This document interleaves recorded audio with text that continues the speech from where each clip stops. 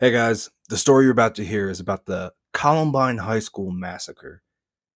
And it goes without saying, this is a touchy subject, so keep that in mind. Also, when I went out to make this podcast, my goal was to keep each episode to around 30 minutes and nice digestible episodes. But as I dived into this topic, I realized I was going to go way over that. And we're at about 2.5 hours here.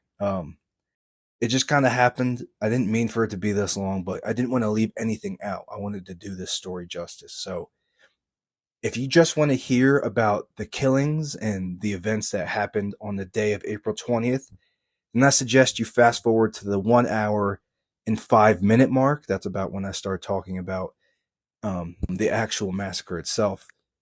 But if you're actually interested in the whole story, well, then without further ado, this is Thunderstorm Stories, Episode 2, Columbine.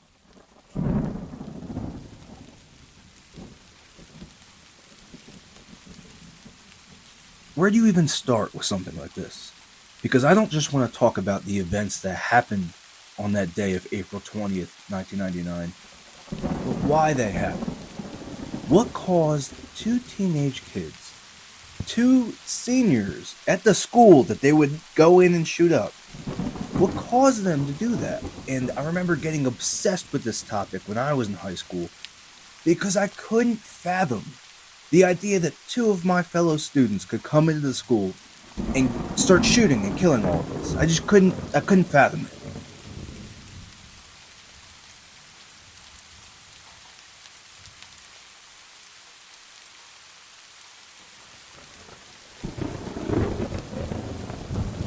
The two kids we're talking about today are Eric Harris and Dylan Klebold. They were seniors at the time in 1999 and were about to graduate in a couple weeks. But a few weeks before graduation, on April 20th, 1999, they go in and commit the worst school shooting in U.S. history. Now, there were other school shootings before this. I feel like there's a misconception that this was the first one, and that's what sparked, the crazy mass shooting epidemic we had here in America and still have here today. But there had been other school shootings before this one, but none quite to this extent, and I think it's the planning and the fact that there was two of them. It's one thing, you see one mass shooter all the time. But two kids doing it together? I mean, how do you even bring that up to the other one? I'm assuming Eric is the one that came up with this. We'll get into their personalities and why I think that. But how do you bring this up to the other kid without worrying about him going to the cops or telling his mom? That's where my brain goes. It's like, how did this even get to this point where you could even start talking about planning it? And they planned it for over a year. And that's what makes this so crazy too, is how did this not fall through? We're talking about two 17, 18-year-old kids. As teenagers, you lose interest in things. And things fall through. You change. This is such a complicated topic. It's complicated because of both how tragic and how much misinformation there is out there. And there is so much info, it's hard to parse through. But it's also complicated because we're dealing with two human beings, and I'm going to try to get into the mindset of them. You can never understand another human being. We don't even understand ourselves, let alone trying to have someone else try to understand us. And we're talking about kids that have been dead for 25 years now.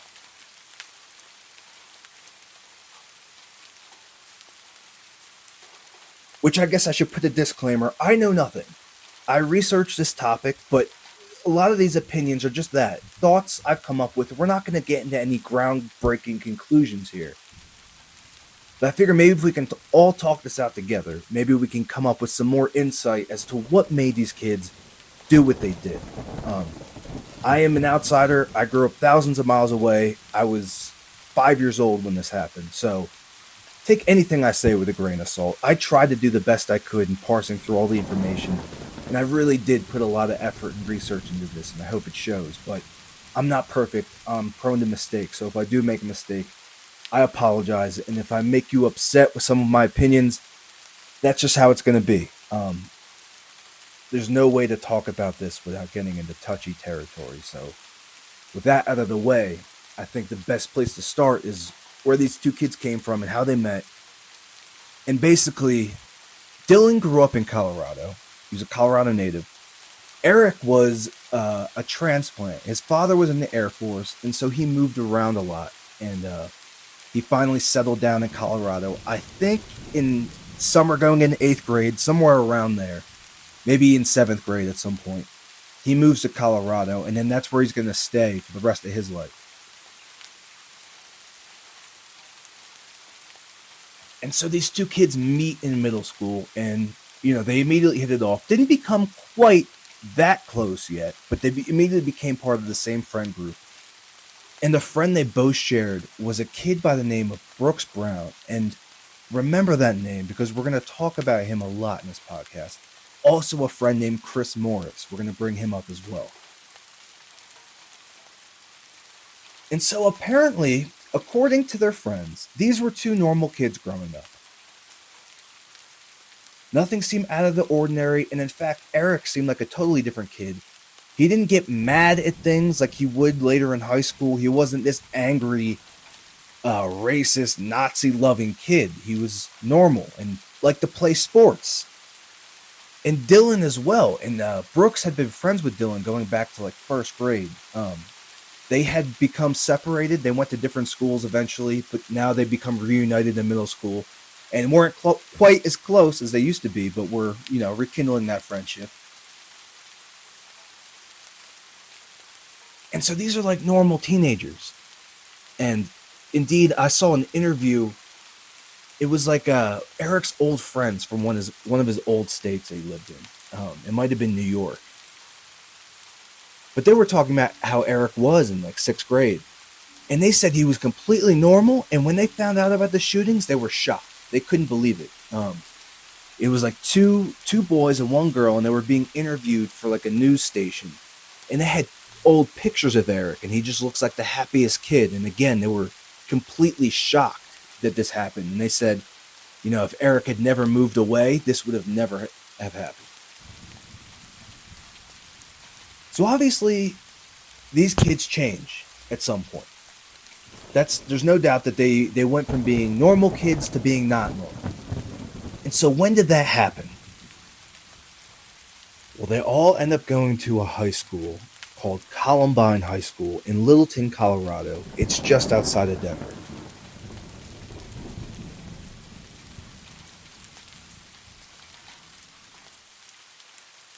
And we're going to get into a topic that's actually quite controversial, which is how much bullying played a part in their decision to commit such an atrocious act.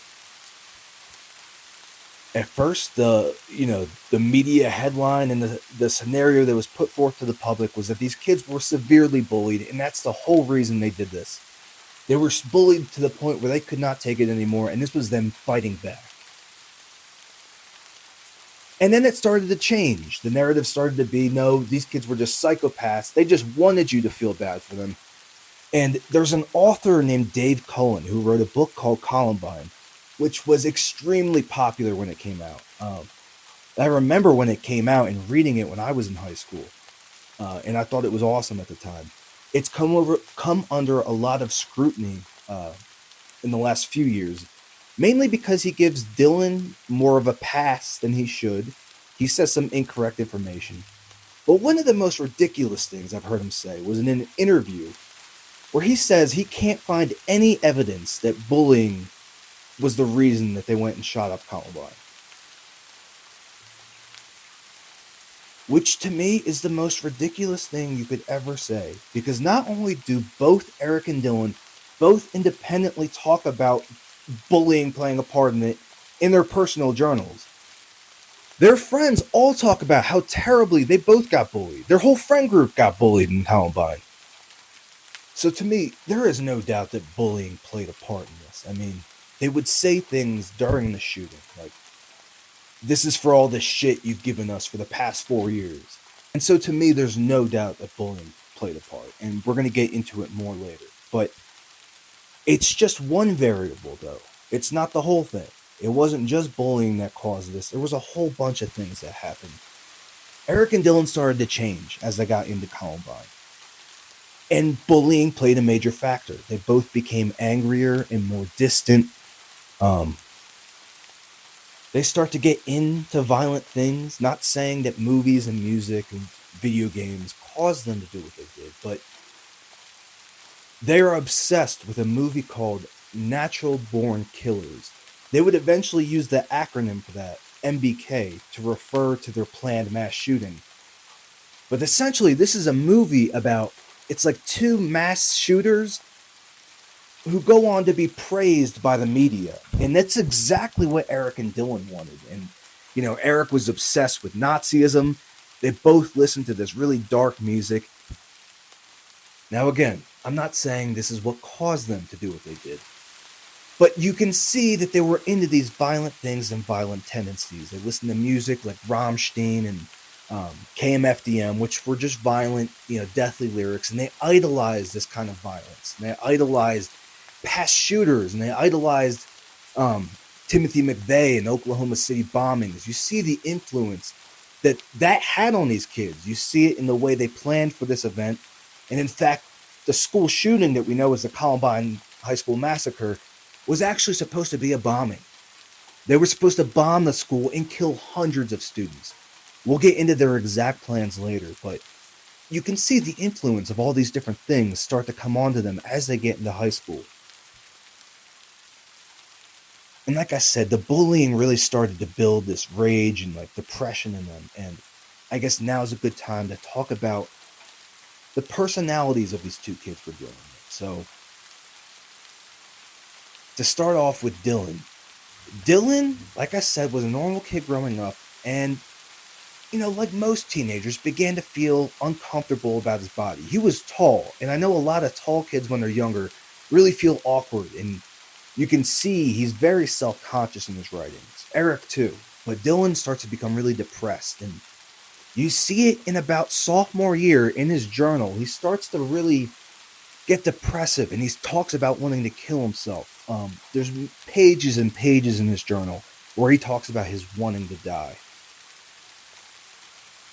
This is one of his journal entries that he writes about 2 years before the massacre. He writes, quote, "Oh God, I want to die so bad. Such a sad, desolate, lonely, unsalvageable I feel I am. Not fair, not fair. I wanted happiness. I never got it. Let's sum up my life. The most miserable existence in the history of time. My best friend has ditched me forever, lost in bettering himself, and having/enjoying/taking for granted his love. I've never knew this, not 100 times near this. They look at me like I'm a stranger. I helped both of them out through life, and they left me in the abyss of suffering when I gave them a boost out."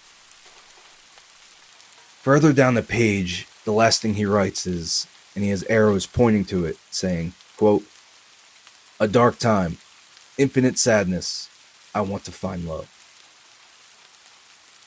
Now that little snippet tells you a lot about the kid we're dealing with. He's severely depressed. He feels lonely. He wants to find love. And he talks about that also over and over in this journal. And a little bit after this is written, he falls in love with a Columbine student and writes her several love notes in here. Also in that quote, he says, "My best friend has ditched me forever." And now that's worth touching on.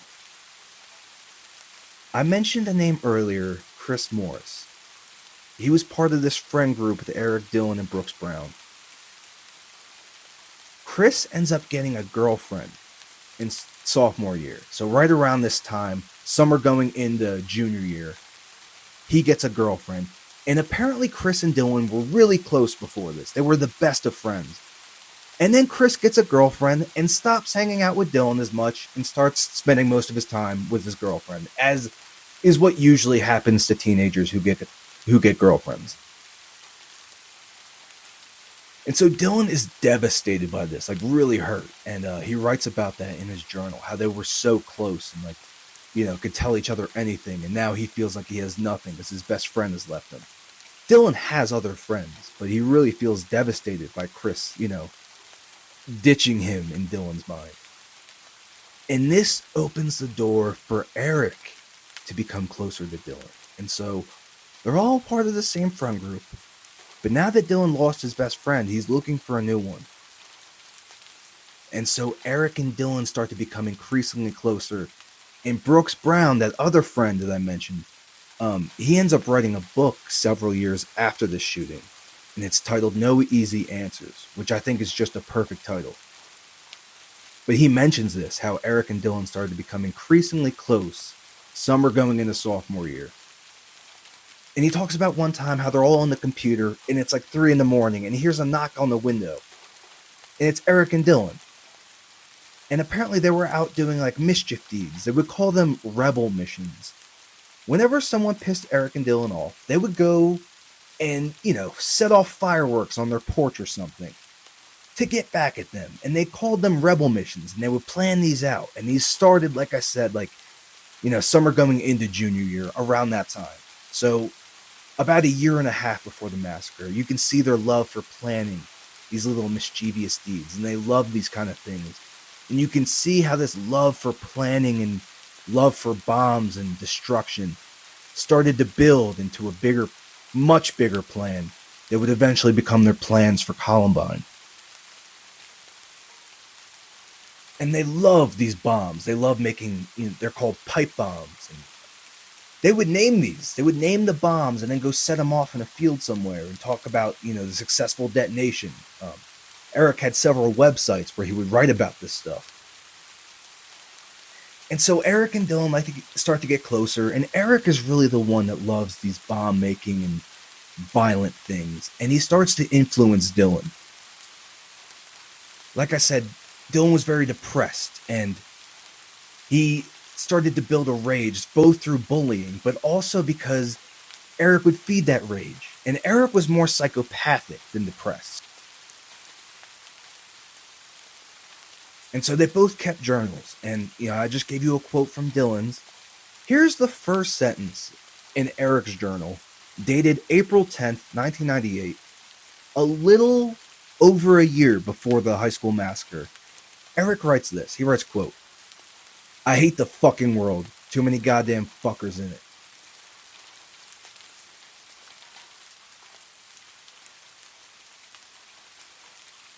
Okay, so you see Dylan is very depressed and wants to die, very emotional. Eric is just angry and psychopathic, and whereas Dylan talks about mostly wanting to die, although he does talk about wanting to kill a couple times in his journal. That's all Eric talks about, is wanting to kill and to overturn society, whereas Dylan just wants to die and escape life. He writes about that in his journal. He thinks he's going to go to a better place after he dies.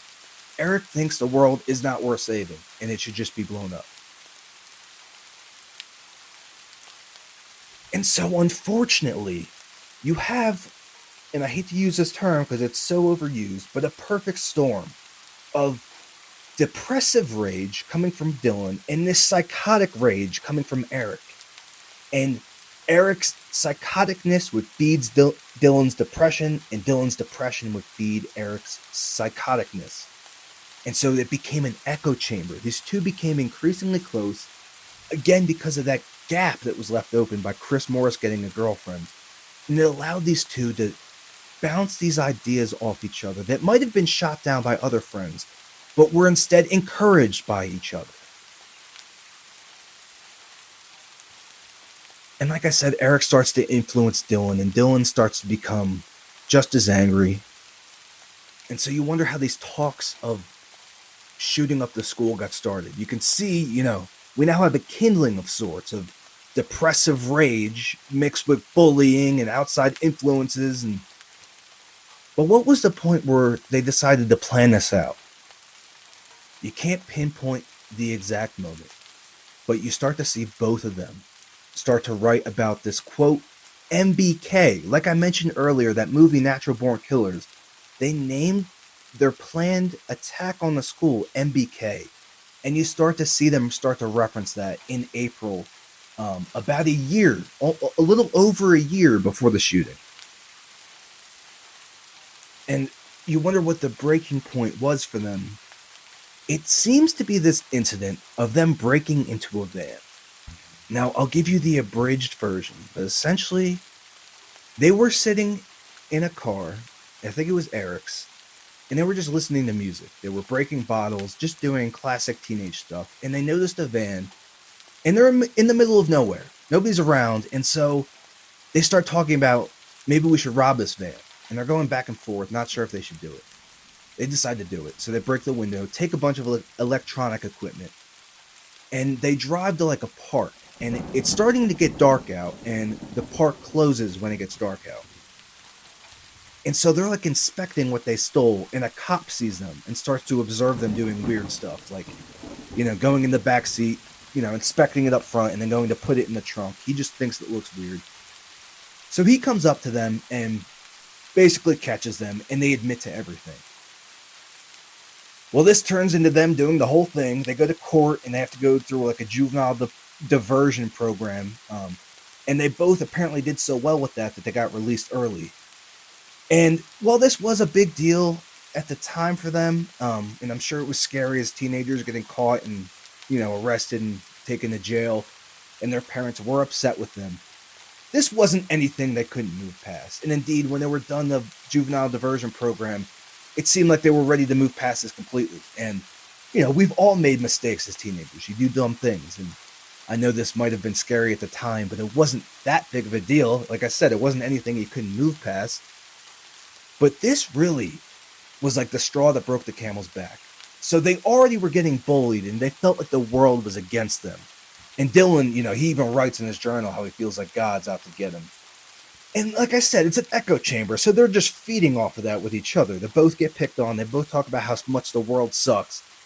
And then they both have this incident happen to them, and they feel like they're like indignant that they even got arrested for it. And this just confirms to them that society is out to get them, that they need to fight back, that society is no longer worth saving. This proved it to them. And Eric talks about how pissed he is in his journal. He writes on April 12th, 1998, "Isn't America supposed to be the land of the free? How come if I'm free, I can't deprive a stupid fucking dumb shit from his possessions if he leaves them sitting in the front seat of his fucking van, out in plain sight, in the middle of fucking nowhere, on a fry fucking day night? Natural selection. Fucker should be shot."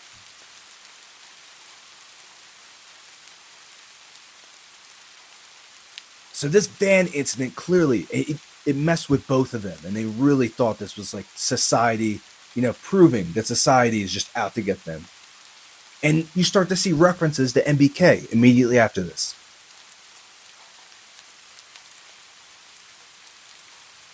And so what exactly were they planning? What did they plan?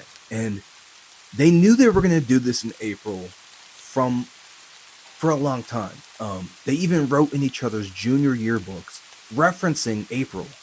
So they knew they were going to do something in April. And you can see the ideas are more domestic terror attacks than school shootings, especially to start off with. And indeed, what they were planning on doing was a domestic terror attack. It wasn't supposed to be the school shooting that it ended up being. But I think this quote from Eric kind of sums up his mindset and how he just wants to cause destruction. This is a bit of a long quote, but I want you guys to get the feel for the kids we're dealing with here. And I feel like their journals just give you so much insight. So this is a quote from Eric on October 23rd, 1998, about 7 months before the shootings. He writes, quote, "Someone's bound to say, what were they thinking when we go MBK or when we were planning it? So this is what I'm thinking. I have a goal to destroy as much as possible. So I must not be sidetracked by my feelings of sympathy, mercy, or any of that. So I will force myself to believe that everybody is just another monster from Doom, like FH or FS or demons, so it's either me or them. I have to turn off my feelings. Keep this in mind. I want the world to burn. I want to kill everyone except about 5 people who I will name later.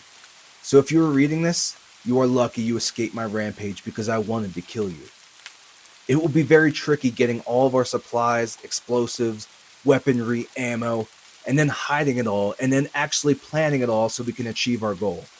But if we get busted at any time, we start killing then and there. Just like Wilkes from Aliens books, I ain't going out without a fight. Once I finally start my killing, keep this in mind, there are probably about 10 people max in the school who I don't want to die. The rest must fucking die. If I didn't like you, or if you pissed me off, and lived through my attacks, consider yourself one lucky goddamn, he drops an N-word here, pity that a lot of the dead will be waste some ways, like hot dead chicks who are still bitches. They could have been good fucks. Oh well, too fucking bad. Life isn't fair. Not by a long fucking shot when I'm at the wheel too. God, I want to torch and level everything in this whole fucking area, but bombs of that size are hard to make. And plus I would need a fucking fully loaded A-10 to get every store in Wadsworth and all of the buildings downtown. Imagine that, you fuckers. Picture half of Denver on fire just from me and vodka. Vodka is the nickname for Dylan.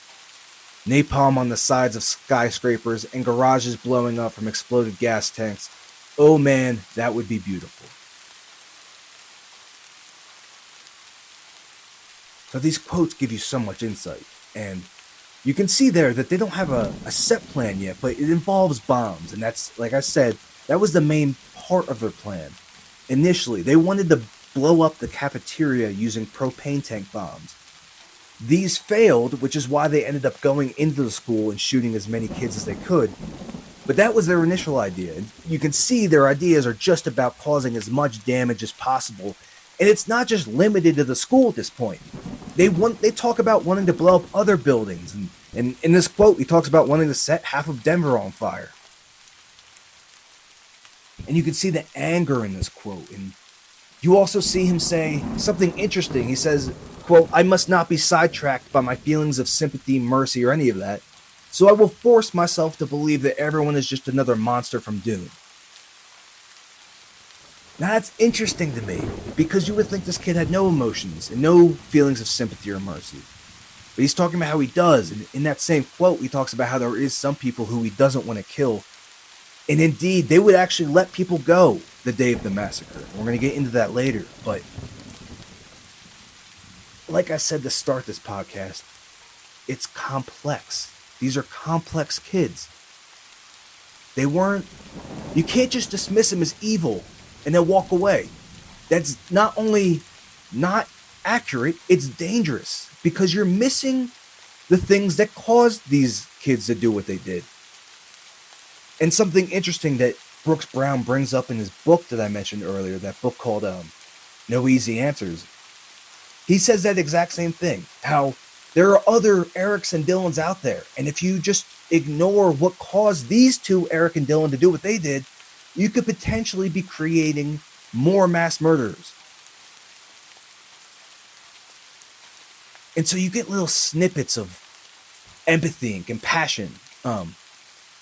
That was mostly a hate-filled quote, but he talks about having this, stuff his feelings of sympathy or mercy. And he has another quote that always bugs me.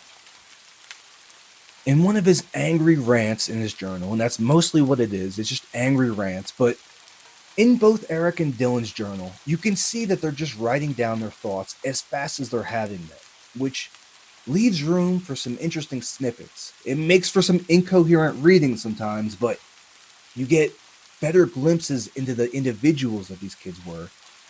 And like I said, you can see the humanity in them and the personalities.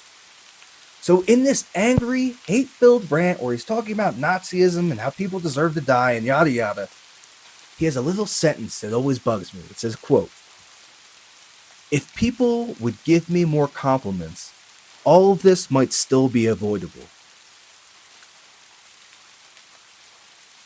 If people would give me more compliments, all of this might still be avoidable. Talking about how maybe I don't have to do what I'm planning on doing if people start complimenting me more. And he says, if people will give me more compliments. So, really, I'm digging a lot in this little small sentence into a hate filled paragraph that most people probably just dismiss, and maybe I'm reading too much into it. But like I said, you can see that they're writing their thoughts just as fast as they're having them. And so this thought snuck into his brain. If people would give me more compliments, all of this might still be avoidable. So to me, that sounds like somebody just gave him a compliment recently and he's feeling good about himself or something like that. And there's room for doubt. As small as it might be, and immediately after saying this, he says to finish the quote, ... but probably not. So maybe you can just take this with a grain of salt. Maybe I'm looking too much into it. But there's a little modicum of doubt right there that maybe we don't have to go through with this after all. So not only are these kids both human and they both have feelings and they're both thought of as relatively normal by their peers. They have friends. From a distance, it might look like these are the only two friends they have, and if you read their journals, it might seem like that too. But they both had friends, and indeed, I saw Dylan's mom, Sue Klebold, talking about how her phone was ringing off the hook almost every day for kids calling to talk to Dylan. And they were friends with girls too. Dylan went to the prom literally like 3 days before the shooting.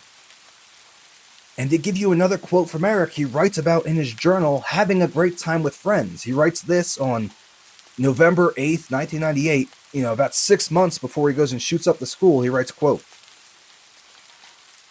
"Hehehe, I sure had fun this weekend. Let's see, what really happened? Before going to the Rockin' Bowl, we stopped by King Soopers and one end, this name was censored, picked up some big-ass stogies. Then we went to Rockin' Bowl, and I had a few cigarettes and one of the brand new cigars. Then we went back to Censored's house, where her mom had previously bought us all a fuckload of liquor. Personally, I had asked for tequila and Irish cream, vodka," he's referring to Dylan there, "got his vodka, and there was beer, whiskey, schnapps, puckers, scotch, and of course, orange juice. So we had some fun there playing cards and making drinks. We eventually made it to bed about 5 a.m. And so these kids have friends. And Dylan has more than Eric. But Eric does have friends. And he's a part of this larger friend group that, him and Dylan are a part of. But Eric is an angrier kid. And it leads to some people distancing themselves from him. And it leads to him having falling outs with other people. And he's, at this stage of his life, he's notorious for holding a grudge.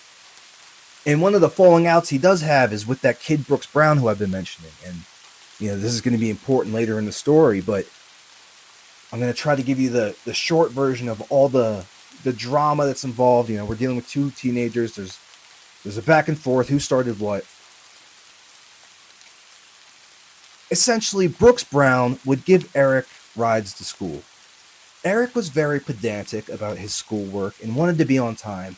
Brooks was not. He didn't care, and he was always running late. So Eric would always give Brooks shit in the morning, saying how he needs to get his shit together and he needs to be on time. Anyway, Brooks gets tired of it, tells Eric that he's done picking him up. He's done giving him rides to school. Eric, at some other point, throws like an ice block at Brooks' car and cracks his windshield. The cops get involved.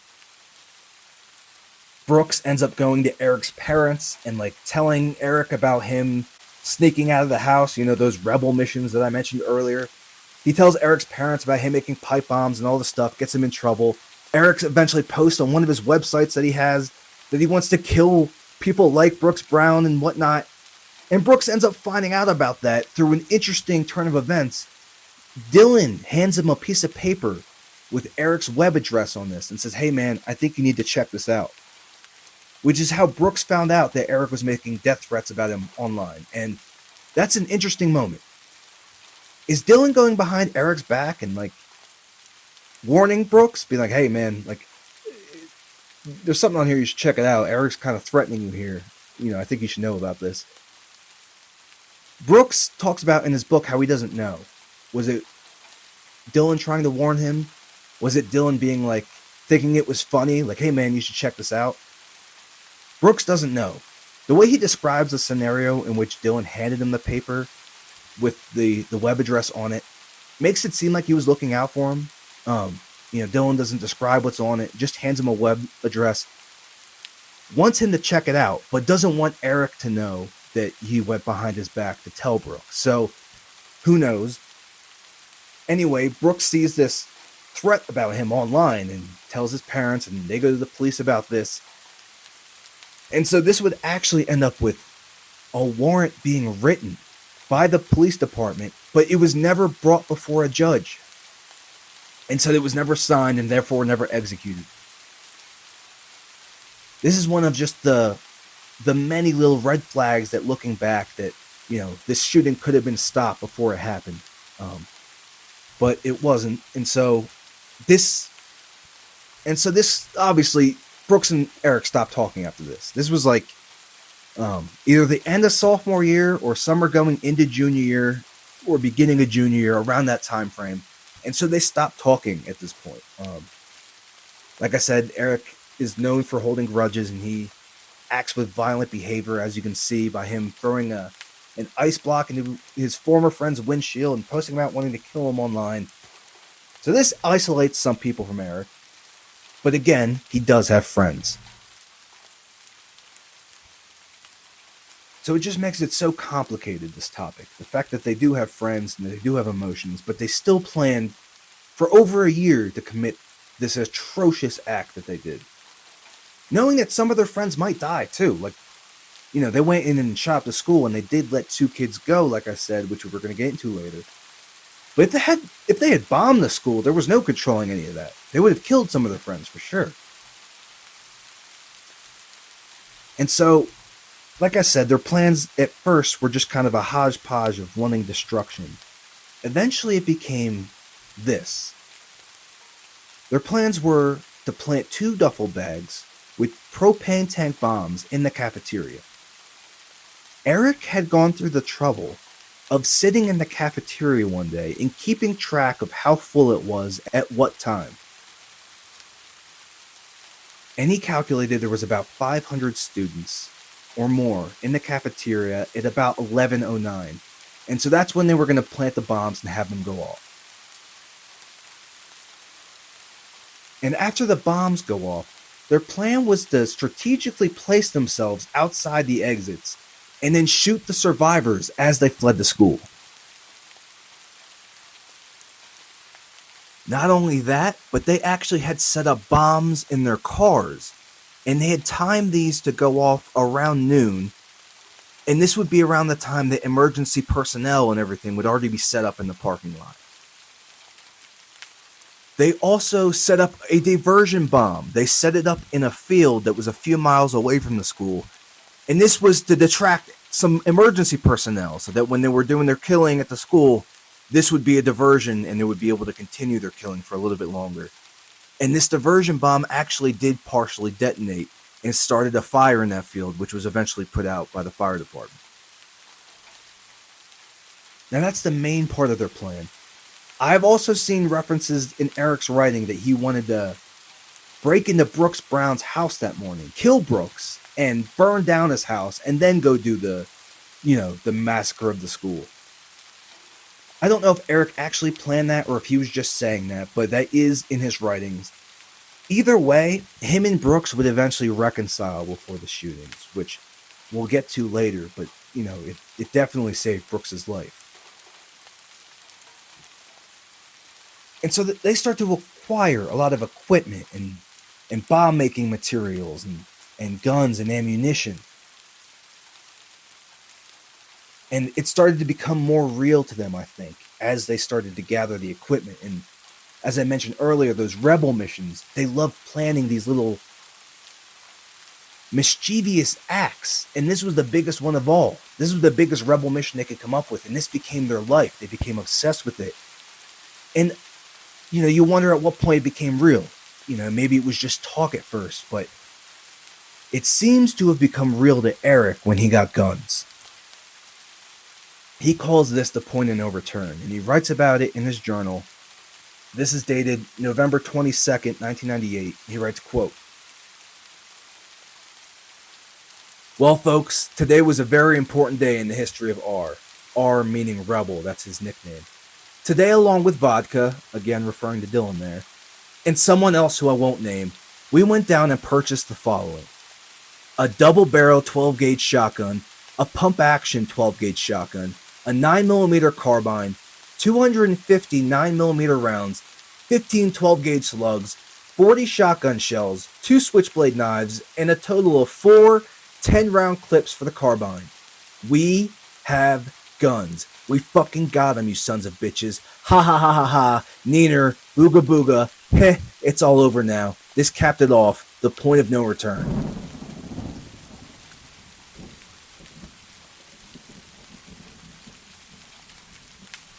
By the way, the person that bought them these guns is a girl named Robin, who was actually the girl who would be Dylan's date to the prom about 3 days before the massacre.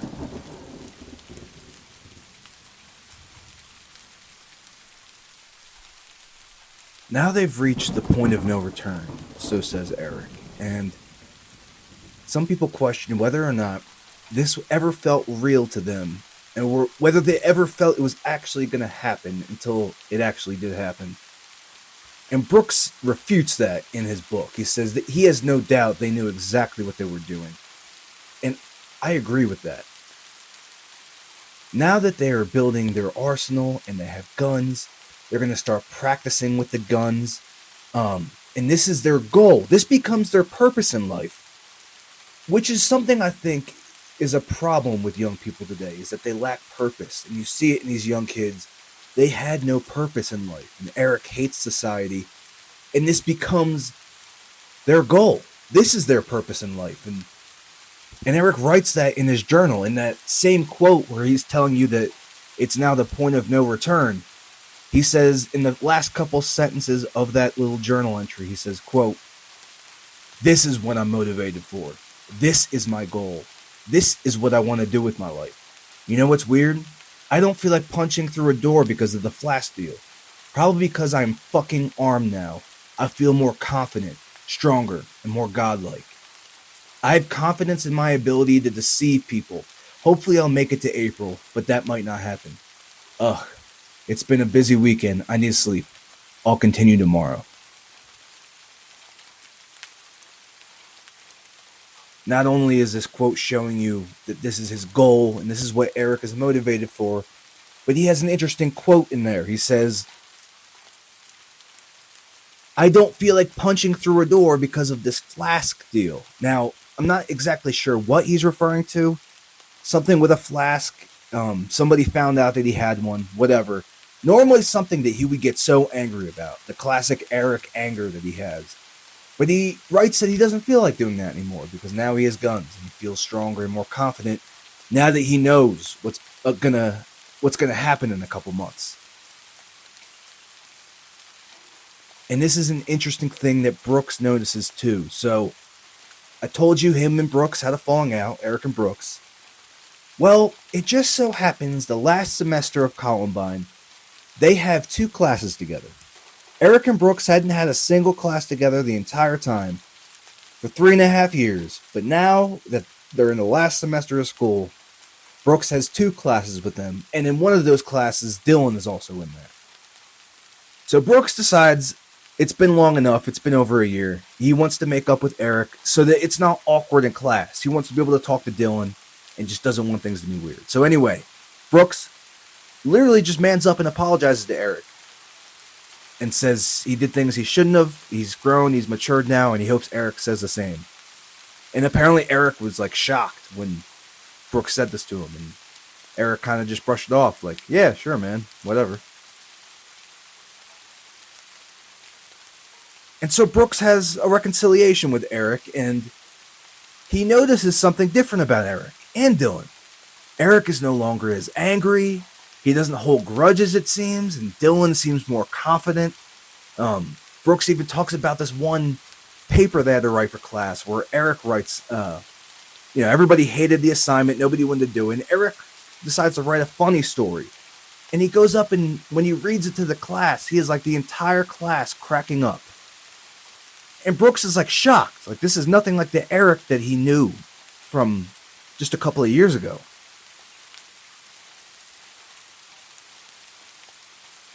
And like I said, Eric doesn't seem to get angry as much. And just further confirming the bullying that, these kids experienced.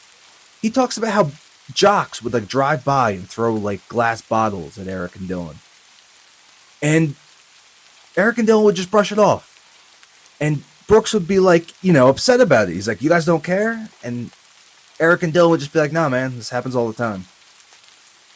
And so Brooks thinks they're like mature now. And he thinks, "Oh, this is awesome." Like, Dylan seems interested in what he's going to do after high school. He's telling Brooks about his plans to go to college and thereafter. And, like I said, Eric seems like he's matured. So Brooks is like thinking, wow, these guys have really changed. The whole time they were putting on an act. Brooks talks about how the red flags for them were in junior year. Now in senior year, there are no more red flags. They've learned to keep quiet about this. Eric is no longer posting angry rants on his web pages talking about wanting to kill people. He now keeps that in private journals. And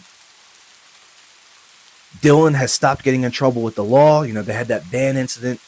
He hacked into the school's mainframe or something, and he scratched like a curse word on a locker. This is all in junior year. And basically his mom, Dylan's mom, was getting on him about it and said, "Look, you need to tell me what's wrong." And Dylan basically says, "No, look, I'm going to prove to you that I can change." And for the most part, he does. And Dylan's mom says that he did prove it. And for the rest, after the van incident, for the rest of the time he was alive, there were no other incidences. So these kids have learned to keep quiet. And part of the act that Dylan does, to keep his parents and all his friends off his back is he seems like he's ready to graduate from Columbine and move on with his life. He applied to the University of Arizona, was accepted. He picked out his dorm room, and him and his father even went through the trouble of measuring out the dorm sizes so that he could get the biggest one. The deception level is just so crazy that they're going through all of this just to fool their friends and family into not asking any questions. And like Dylan went to the prom, like I said earlier. I mean, how do you go to the prom and hang out with these kids knowing that you're going to come and kill them in a couple days?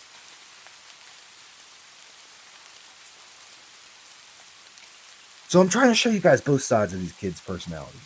Both the humanity side and the side of this that makes it complicated, that these kids had emotions and they had friends, but also that these kids were crazy in their ability to put on a face and deceive their friends and family the way they were able to. I just can't comprehend it.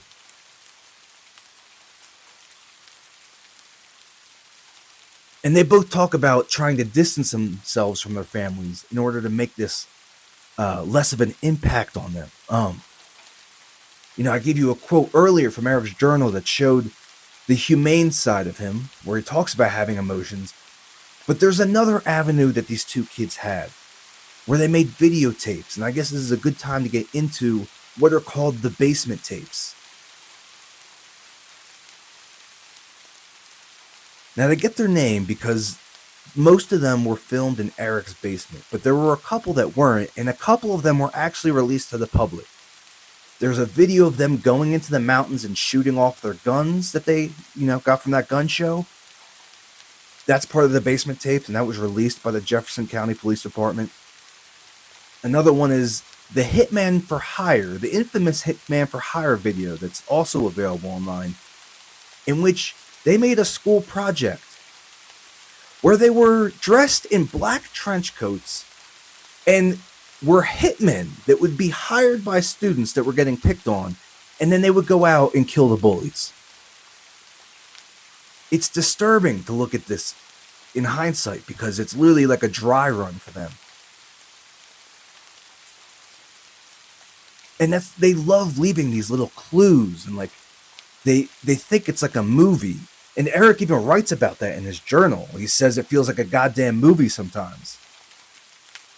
And they'll leave these little foreshadowing, little clues and hints for people to look back on. Like, they're really purposely trying to make this as cool as possible, which is another reason for their massacre that they're planning is they want it to be cool and they want it to be like a revolution. And this is another thing that they talk about in these basement tapes that we're about to get into.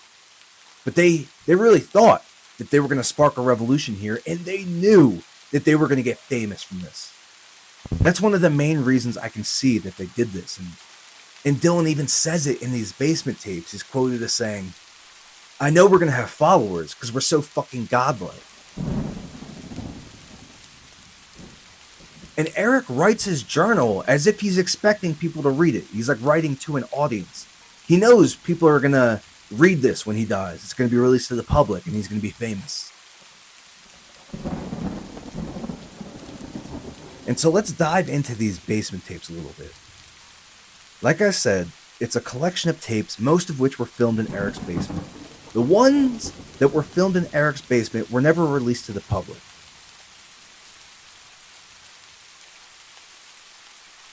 The Jefferson County Sheriff's Office says that they didn't want to inspire any copycat killers, and so opted to never release these tapes.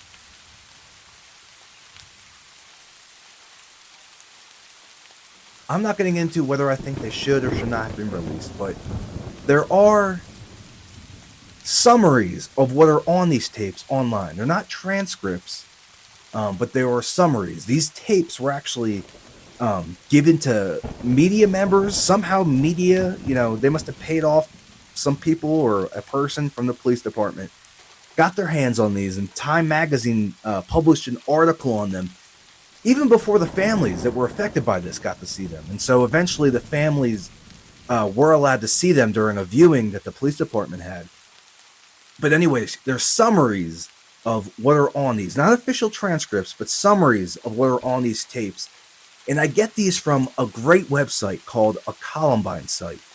If any of you are interested in this topic, I highly recommend going to this site. Not only do they have, what's the information on the basement tapes, it's a whole collection of Columbine and what happened that day and who all these people were, both Eric and Dylan, but also the victims and the family members. And I wish I had a name for whoever's been running this site, but they've been running it since like 1999 when this happened.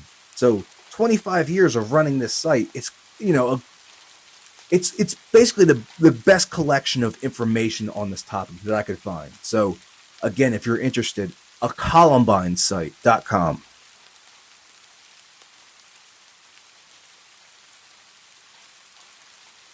And on these tapes, they talk about their plans. And again, it's more insight into the minds of these kids, which is one of the criticisms for these tapes not being released is we need to have more of an understanding why. We have little snippets of summaries of these tapes, like I said, but we don't get the whole thing. And so we get a couple quotes from these tapes, not a lot, but a couple, and just generalizations of what they talk about. And most of it is talking about how they hate humanity and how they just want to kill.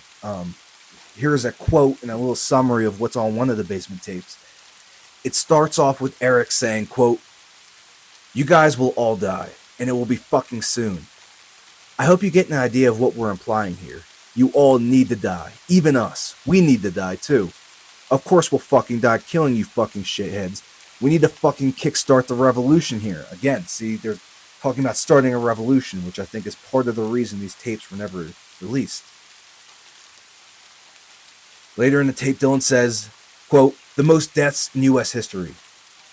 Eric kisses his shotgun and says, "Hopefully." Then Dylan says, quote, we're hoping we kill 250 of you. It will be the most nerve-wracking 15 minutes of my life.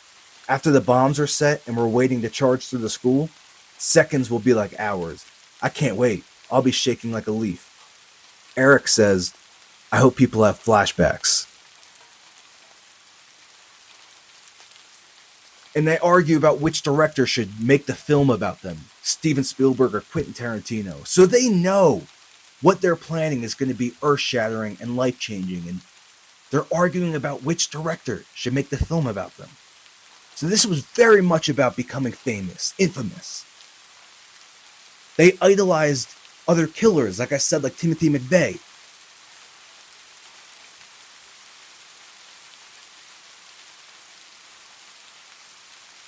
There's a lot of variables that go into what caused them to do what they did. Bullying played a part in it. Outside influences, maybe. Eric was taking antidepressants as well. That also, people argue about how much of an impact that played.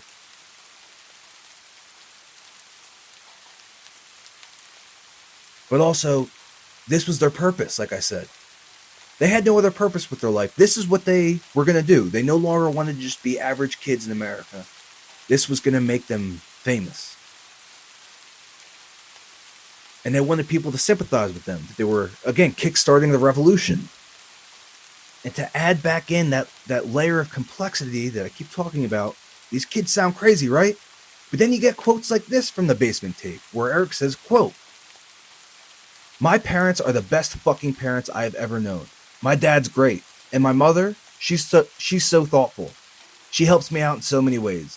I wish I was a fucking sociopath so I didn't have any remorse for this, but I do.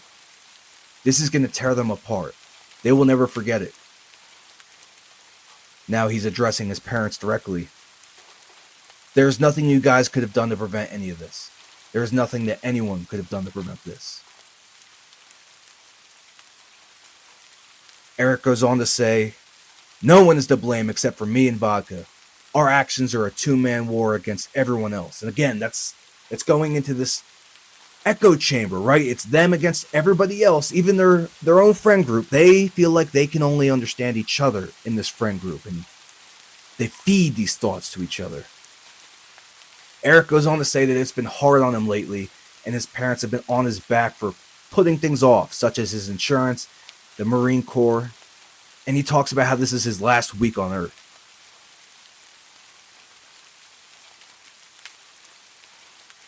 Eric is then quoted as saying, quote, "To all you coolios," is the word that's written down, "out there still alive, sorry I hurt you or your friends."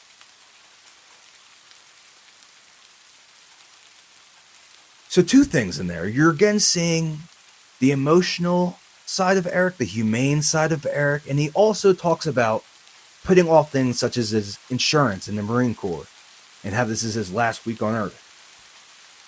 One of the things that is discussed in this topic is, if Eric had gotten into the Marines, would this have still happened? Brooks Brown touches on this in his book, where Eric had a meeting with a Marine recruiter and his parents, and they found out that Eric lied that he wasn't taking antidepressants when he applied, and he also had like a concave sternum in his chest was a little concave, which disqualified him from military service. And Brooks says that Eric talks about being rejected in school, and although he tries to brush it off, Brooks said that he seemed upset. And Brooks questions in his book whether if Eric had gotten in, that would have changed things. Part of what makes all of this difficult is the contradictory information you get when trying to research this topic. I've seen people say that Eric didn't know whether he'd gotten rejected from the Marine Corps yet. He wasn't officially rejected until after the massacre.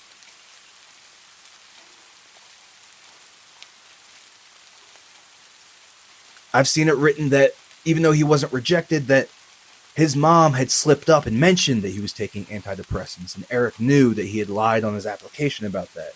And so that even though he wasn't rejected officially yet, Eric knew that he was going to get rejected. And then there's a side that him trying to join the Marine Corps was just a way to keep his parents off his back, much like Dylan's was, when he applied to Arizona University. Who knows? I'm of the opinion that, you see him talking about it in this basement tape. He says his parents have been on his back for putting things off like the Marine Corps, and how he talks about this is his last week on Earth. It seems like he knows that he's going to go through with this. And like I said, him getting the guns several months earlier was the point of no return for him. So I'm of the opinion he was going to do this no matter what happened with the Marines, but who knows? Another quote you get from Eric, and I wish I could see this tape, because again, you're getting an insight into this kid's brain and the emotional side of things. From a distance, we keep looking at these kids as Psychopaths with no emotions, no remorse, but they do seem to have those things. So this is 2.5 weeks before the shooting.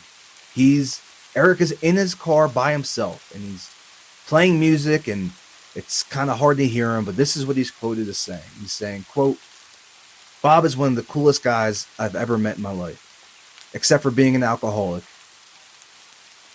Eric says he's going to miss Bob.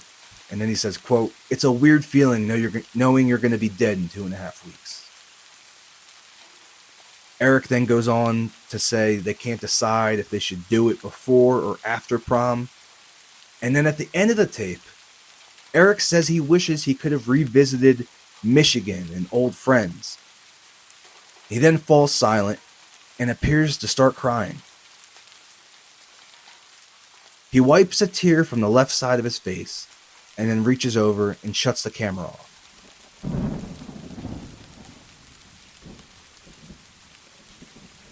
This is a kid that's about to go and kill as many of his fellow classmates as he can in a couple weeks.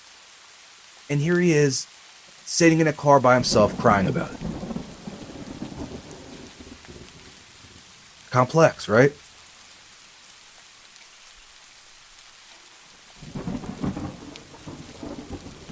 The last journal entry in Eric's journal is not dated, but it's estimated to be right around this time of the quote that I just gave you of him driving in the car. And so just a few weeks before the massacre, Eric says in his last journal entry, he says, quote, "Months have passed. It's the first Friday night in the final month. Much shit has happened. Vodka has a Tech 9. We test fired all of our babies. We have 6 time clocks ready, 39 crickets, 24 pipe bombs, and the napalm is under construction. Right now, I'm trying to get fucked and to finish off these time bombs. MBK came quick. Why the fuck can't I get any? I mean, I'm nice and considerate and all that shit, but no, I think I tried too hard. But I kinda need to, considering MBK is closing in. The amount of dramatic irony and foreshadowing is fucking amazing. Everything I see and hear I incorporate into MBK somehow. Either bombs, clocks, guns, napalm, killing people, any and everything finds some tie to it. It feels like a goddamn movie sometimes. I want to try to put some mines and trip bombs around this town too. Maybe get a few extra flags on the scoreboard. I hate you people for leaving me out of so many fun things. And no, don't fucking say, well, that's your fault, because it isn't. You people had my phone number, and I asked and all. But no. Don't let the weird-looking Eric kid come along. Oh, fucking no.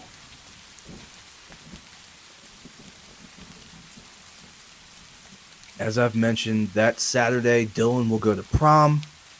He'll tell his mom that it was the best night of his life, and even though Eric didn't go to prom, he spent the night watching a movie with a girl. Apparently Eric had tried to get a date and been rejected, but was able to find a girl to watch a movie with, and supposedly had met up with Dylan at the after party. So right up until the end, still hanging out with friends and having a good time.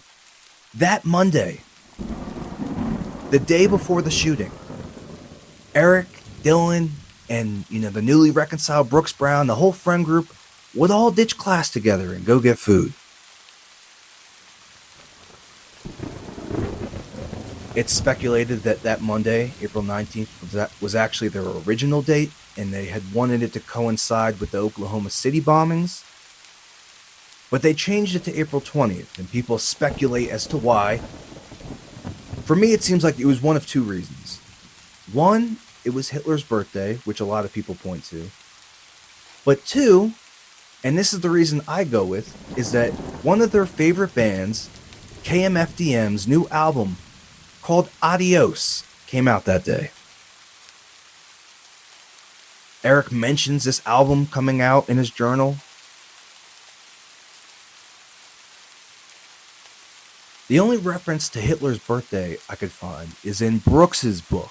So, Brooks reports that one time at work, Eric worked at Blackjack Pizza with Dylan and Chris Morris.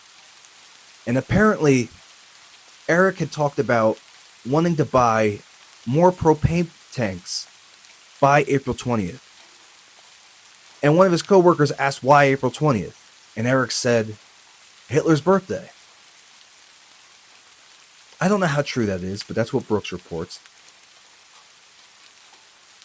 Dylan supposedly talked to one of his friends every single night on the phone, and he called that night to talk to Dylan, and Dylan said he was tired and didn't want to talk, and his friend thought that was strange because they always talked.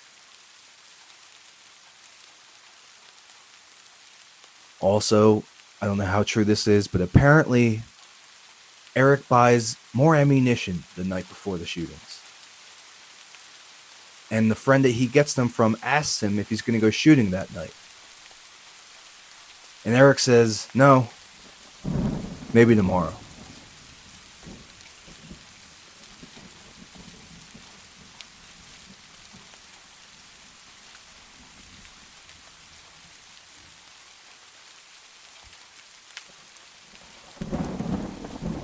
On the morning of April 20th, 1999, Dylan Klebold wakes up at his house and he comes barreling down the stairs, really in a hurry and really heavy, according to his mom.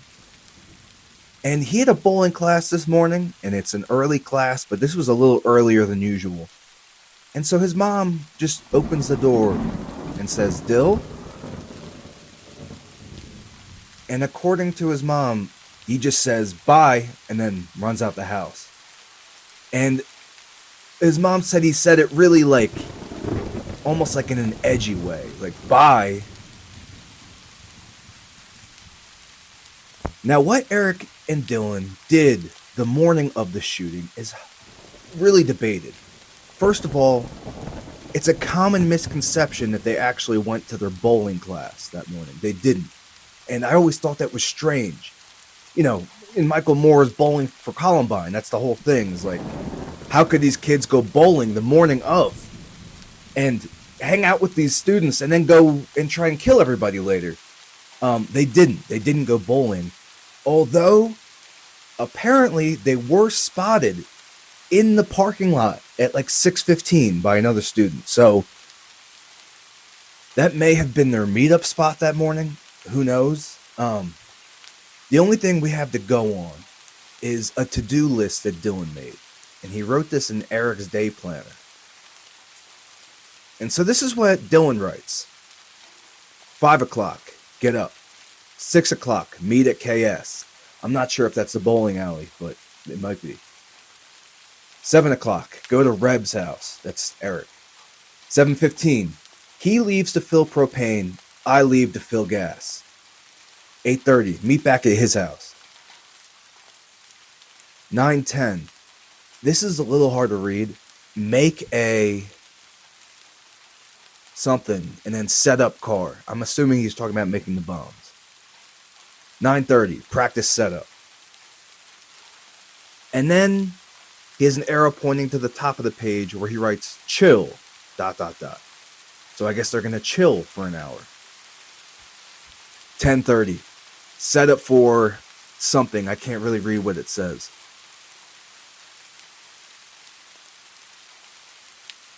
11 o'clock, go to school. 11:10, set up duffel bags. 11:12, wait near cars, gear up. 11:16, ha ha ha ha ha ha.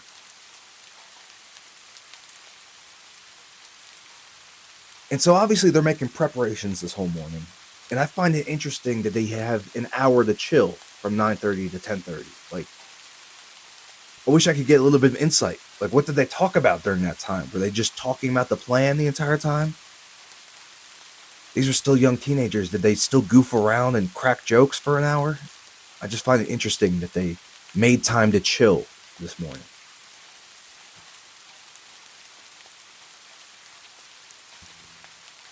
Okay, so they spent their whole morning kind of gearing up, filling the propane tanks, filling up their cars. They're going to set car bombs as well on timers.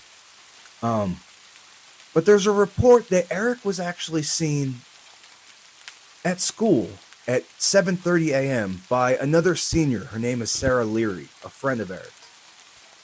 And so she sees him in the parking lot, and I guess she goes up to him. He hugs her, asks her why she's all dressed up. She had like a school function or something, and she reportedly noticed that he wasn't wearing a backpack that he usually had. But then they parted ways. So I guess he was at the school, according to this student, at some point, around 7:30. I'm not sure. Either way, we know they were for sure back at Eric's house around 10:45, and that's when they record their last basement tape. They filmed this tape about 30 minutes before the attack, and this is their final goodbye, saying goodbye to their friends and family.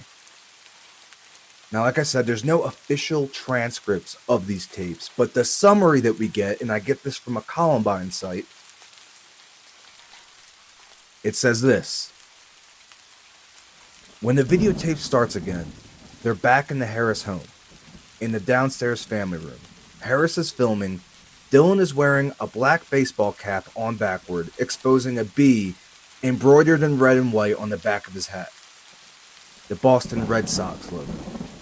He is wearing a plaid shirt, either dark blue or black with white. His shirt is untucked. He is wearing black BDUs tucked into military-style boots. There are several bags on the floor, including a large maroon one. Eric says, "Say it now." Dylan says, "Hey Mom, gotta go. It's about a half hour before our little judgment day. I just wanted to apologize to you guys for any crap this might instigate as far as this word is inaudible or something. Just know that I'm going to a better place. I didn't like life too much, and I know I'll be happy wherever the fuck I go. So, I'm gone. Goodbye. Reb." Dylan then takes the camera and then begins filming Eric. Eric is also wearing a plaid shirt that's either dark blue or black with white, and a white t-shirt underneath. Eric says, "Yeah, everyone I love, I'm really sorry about all this. I know my mom and dad will just be like, just fucking shocked beyond belief. I'm sorry, alright? I can't help it." Dylan then says, "We did what we had to do." Eric says, "Morris, Nate, if you guys live, I want you guys to have whatever you want from my room and the computer room." Dylan then adds that he can have his things as well. Eric says, "Susan, sorry. Under different circumstances, it would have been a lot different. I want you to have that Fly CD." There's a pause here, and then Eric eventually says, "That's it. Sorry. Goodbye." Dylan then sticks his face back into the camera and says, "Goodbye."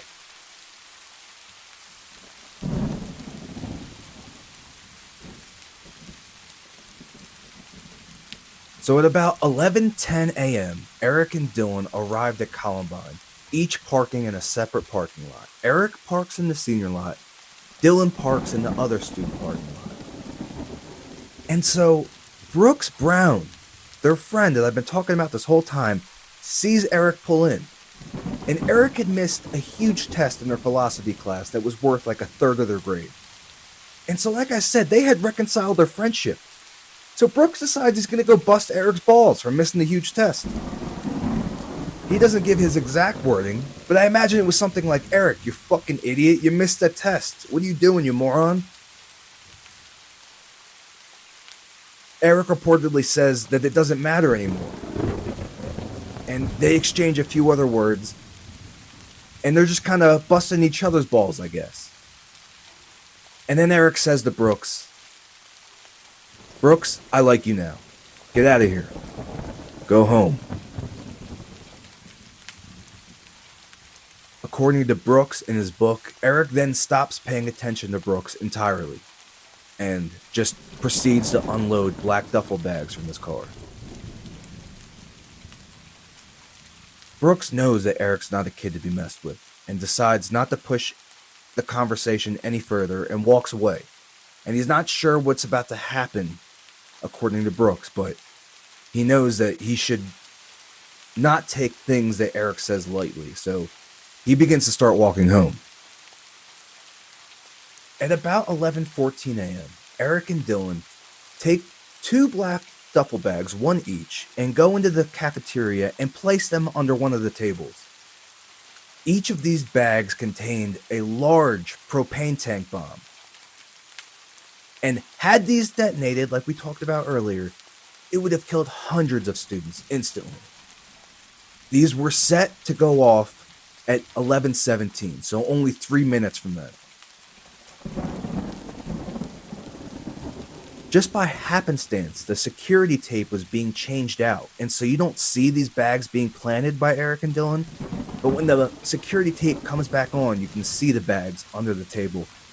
And reportedly, no students found it odd at all. And there's a recent documentary, I think it's called We Are Columbine, came out in the last few years, where it was talking about girls that were sitting at the table, and they noticed the bags under it, and they just didn't think anything of it. I just thought that was interesting.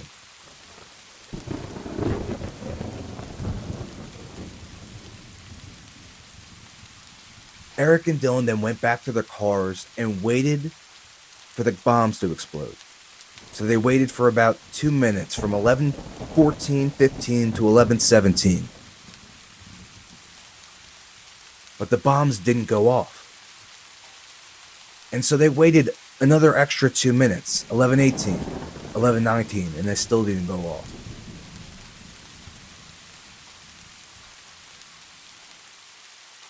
So Eric and Dylan get out of their cars and they decide to meet up at like the top of the steps. That if you go down the steps, it leads to the cafeteria, and there's an entryway right there where they meet up.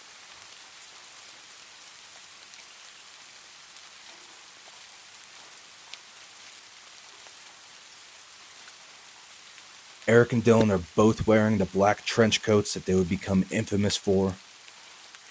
They're wearing military-style cargo pants, military-style boots, and they're each wearing one black glove with the index finger cut open. Eric wearing this on his right hand, and Dylan wearing it on his left. Dylan would also be wearing his Boston Red Sox hat on backwards like he always wore. And also was wearing a black shirt with the word Wrath written in red lettering. Eric was wearing a white shirt with the words Natural Selection written on them. Eric has a sawed-off 12-gauge shotgun and a 9mm carbine. Dylan has a sawed-off shotgun and a Tech 9 semi-automatic pistol. They're both carrying tons of spare ammunition, extra magazines, and tons of pipe bombs and crickets. And they actually, along with this whole getup they're wearing, with the utility belts and everything, and the cargo pockets, they also are both carrying each a black duffel bag filled with more ammunition and knives and whatnot. Obviously, their plan isn't going how they wanted. Something's not right with the bombs, so they decide to improvise.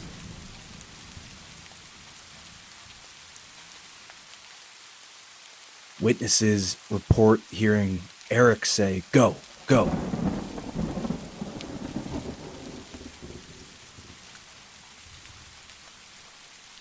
There are two students sitting on a grassy knoll eating lunch. Rachel Scott and Richard Castaldo. Richard has given several interviews since the event, and this is what he says happened. He says a pipe bomb landed in front of him and Rachel, but only partially went off and didn't really do anything. Richard thinks it's, a senior prank, which is what a lot of students initially think when this first happens.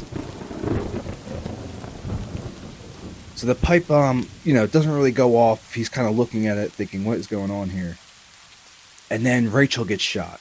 And Richard said it must have been, half a second. But he sees Rachel get hit, and he just says he kind of braced. And then he gets hit, immediately after.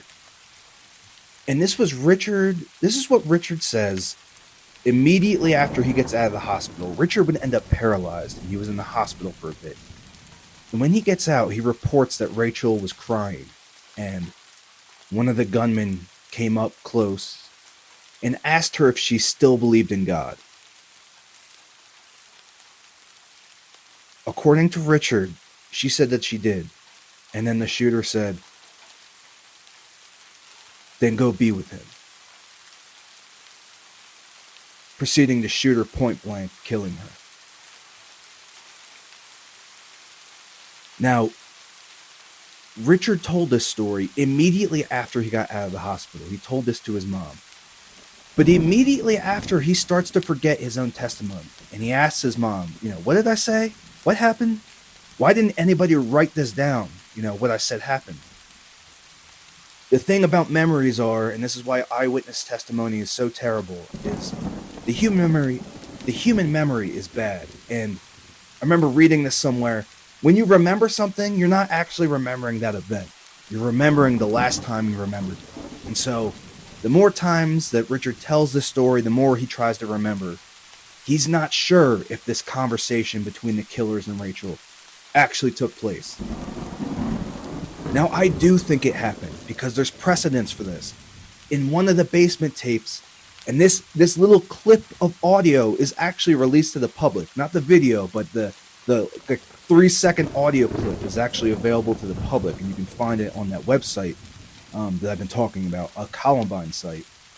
But you hear Eric and Dylan talking about two girls, Jen and Rachel, and how they hate them because they're such godly Christian whores, is what they say. Rachel was known at the school for being a devout Christian, so this conversation does make sense if it did indeed happen.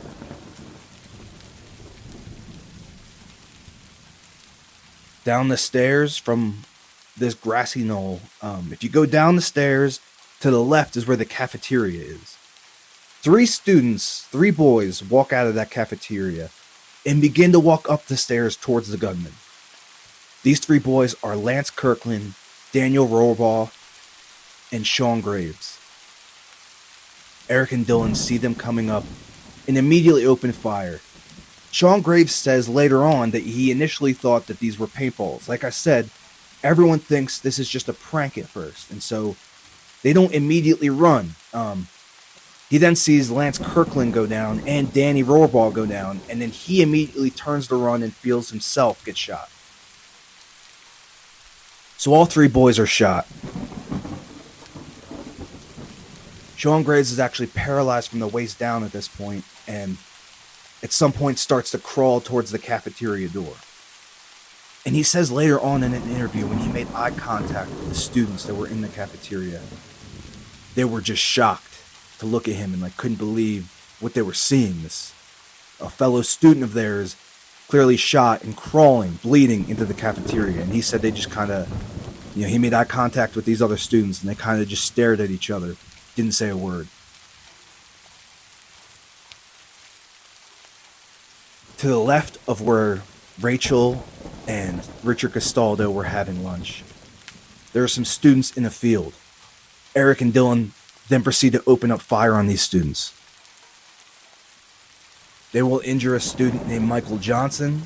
They will injure another student named Mark Taylor, who was in critical condition and is one of the miracles of the story that he actually made it out alive. Anne-Marie Hochhalter was also critically wounded and permanently paralyzed, and the medical professionals that took care of her called her the miracle girl. It was nothing short of a miracle that this girl survived.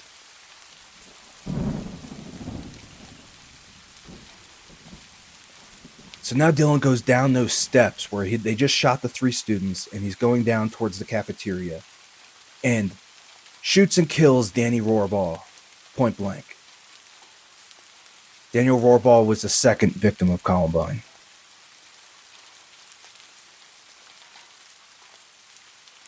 Lance Kirkland, who was already critically injured, in an interview he gave later on, testified that he blacked out after he got shot.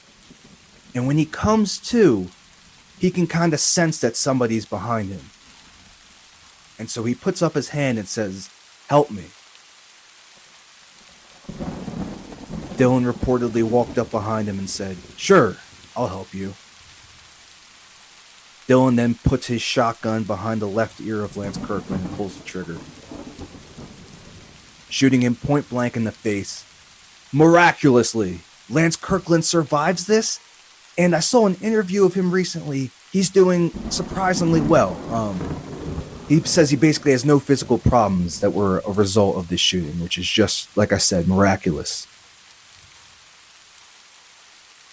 Dylan then goes into the cafeteria to go check on the bombs, and the injured Sean Graves is in the doorway, like I said, and hears Dylan coming, so he plays dead. Dylan has to step over his body and goes into the cafeteria, which is almost empty at this point. There are a few students hiding under the tables. Dylan doesn't start to shoot or do anything. I'm not sure if he thinks that the cafeteria is empty at this point and so it doesn't bother. But he basically goes in just to check on the bombs. The cafeteria was actually cleared out by a teacher we're going to talk about named Dave Sanders. As the shooting started, like I said, many students thought it was a prank, and they're all looking out the windows wondering what's happening. Dave Sanders starts to realize this is more than a prank, and him and two janitors end up clearing out almost the entire cafeteria in just like a minute. And this panicked rush out of the cafeteria is famous. Like, it's captured on Columbine security footage. The pandemonium and the rush of students just panicking is crazy to see. The unfortunate thing about these security tapes is they change angles like every few seconds. So it doesn't record every single camera all at once. It records from one angle and then switches to a different camera and then records from that for a few seconds. And so the security footage is constantly bouncing around different angles of cameras, which is kind of frustrating, but you get these little snippets like the scene of the kids running out of the cafeteria, and you'll see Eric and Dylan on these security tapes also. We'll talk about that in a little bit. So while Dylan is in the cafeteria checking on the bombs, a teacher named Patty Nielsen and another student are going outside to check on what's going on. The student thinks it's a prank, and Patty Nielsen knows that these students have sometimes filmmaking classes, and she sees Eric outside with the gun, but thinks it's a prop, and she thinks that the gun looks a little too real, and she's going outside to tell them she doesn't think this is a good idea. And so the student and the teacher, Patty Nielsen, are about to walk out, and there's two sets of glass doors to get outside. They open up the first set, and Eric sees them. He turns and fires, which shatters the window, actually knocks the student back, and he, has to scramble to get up. Patty and the student aren't hit with any bullet fragments, but they are hit with flying glass. They begin to turn and run and head towards the library.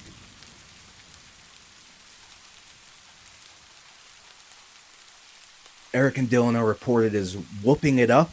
On the 911 call, Patty Nielsen says they were kind of going woo woo woo, as they're shooting and killing people, and other students testify to this too. One of the quotes that some of the survivors heard either Dylan say to Eric or Eric say to Dylan is, "This is what we've always wanted to do. This is awesome." So Eric and Dylan are really enjoying their time. Now, I mentioned this to you guys earlier, but this story is hard to parse through. There's a lot of false narratives and conflicting narratives, and I'm able to parse through a lot of the false narratives, but there's certain points in the story where there's two different sources saying two different things. And so what happens right here is a source of debate. So Dylan went to the cafeteria to check on the bombs, right? Now, either Eric gets in a firefight with a cop. There's the school police officer, which will, engage Eric right near that west entrance. Either Eric makes contact and, they engage in a little firefight, nothing happens, and then he retreats down the stairs into the cafeteria to meet up with Dylan. Or what I think happened is Dylan left the cafeteria to go back up the stairs to meet up with Eric. Either way, they end up in like a firefight, like I said. Eric exchanges a few shots with the school police officer.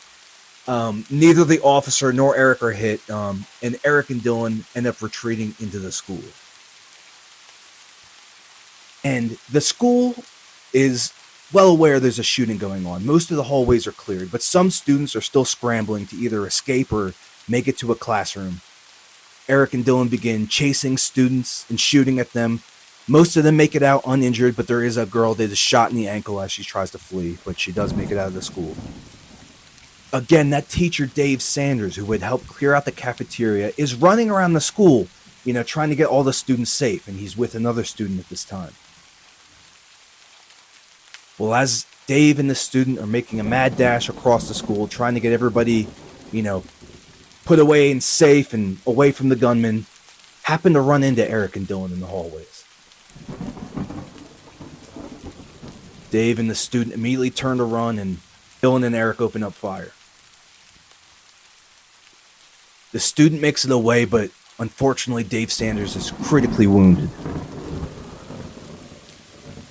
Eric and Dylan then move to another part of the school, and Dave Sanders, critically wounded, starts to crawl into the science hallway, where another teacher will see him and pull him into a classroom. And in one of the brave moments of this whole thing is one of the teachers went out, during the shooting, while Eric and Dylan are roaming the hallways, and went to a different classroom, and he's looking for any student that might have any kind of medical training.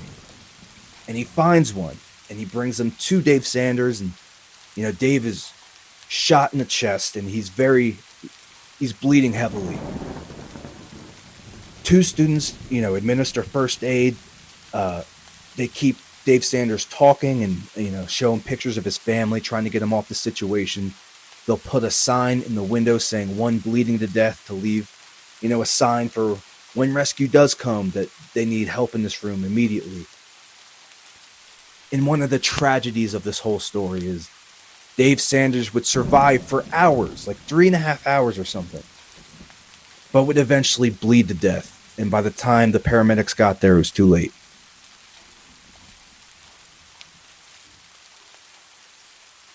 And so now the hallways are mostly cleared, and Eric and Dylan are just kind of having fun right now. They're shooting at lockers, throwing off pipe bombs. They shoot into empty classrooms, but bypass ones in which, students are hiding in. And they make another attempt to blow up the school. So they go into the science room, one of the science labs, and then turn on all the gas spigots. They then light a pipe bomb and throw it in there, hoping that this might blow up the school, but only the pipe bomb goes off. So that's another failure to blow up the school, but they're still having fun and they're whooping it up. And if you remember that teacher, Patty Nielsen, who, she was about to walk outside when Eric shot out the glass doors and she made a break for the library. As soon as she gets to the library, she yells for all the students to get under the tables. And she immediately calls 911. This 911 call is famous, and it's also available on YouTube. And on the call, you can, she's in a panic. She's trying to explain the situation to the 911 operator. She's all over the place, and, justifiably so. And in the background, you hear the gunshots. They're so loud, you can hear, the shotgun sounds. And you can hear the sounds of the pipe bombs going off. It sounds like a war zone. And so Eric and Dylan are right outside the library in the hallway, just kind of yucking it up and having fun right now. Not killing anybody, just kind of throwing pipe bombs and shooting at lockers. And so the fire alarm is going off at this point, and there's smoke billowing into the library from the hallway. I mean, this must have been just the craziest scenario any of these teachers or students could have imagined. And then Eric and Dylan walk in the library.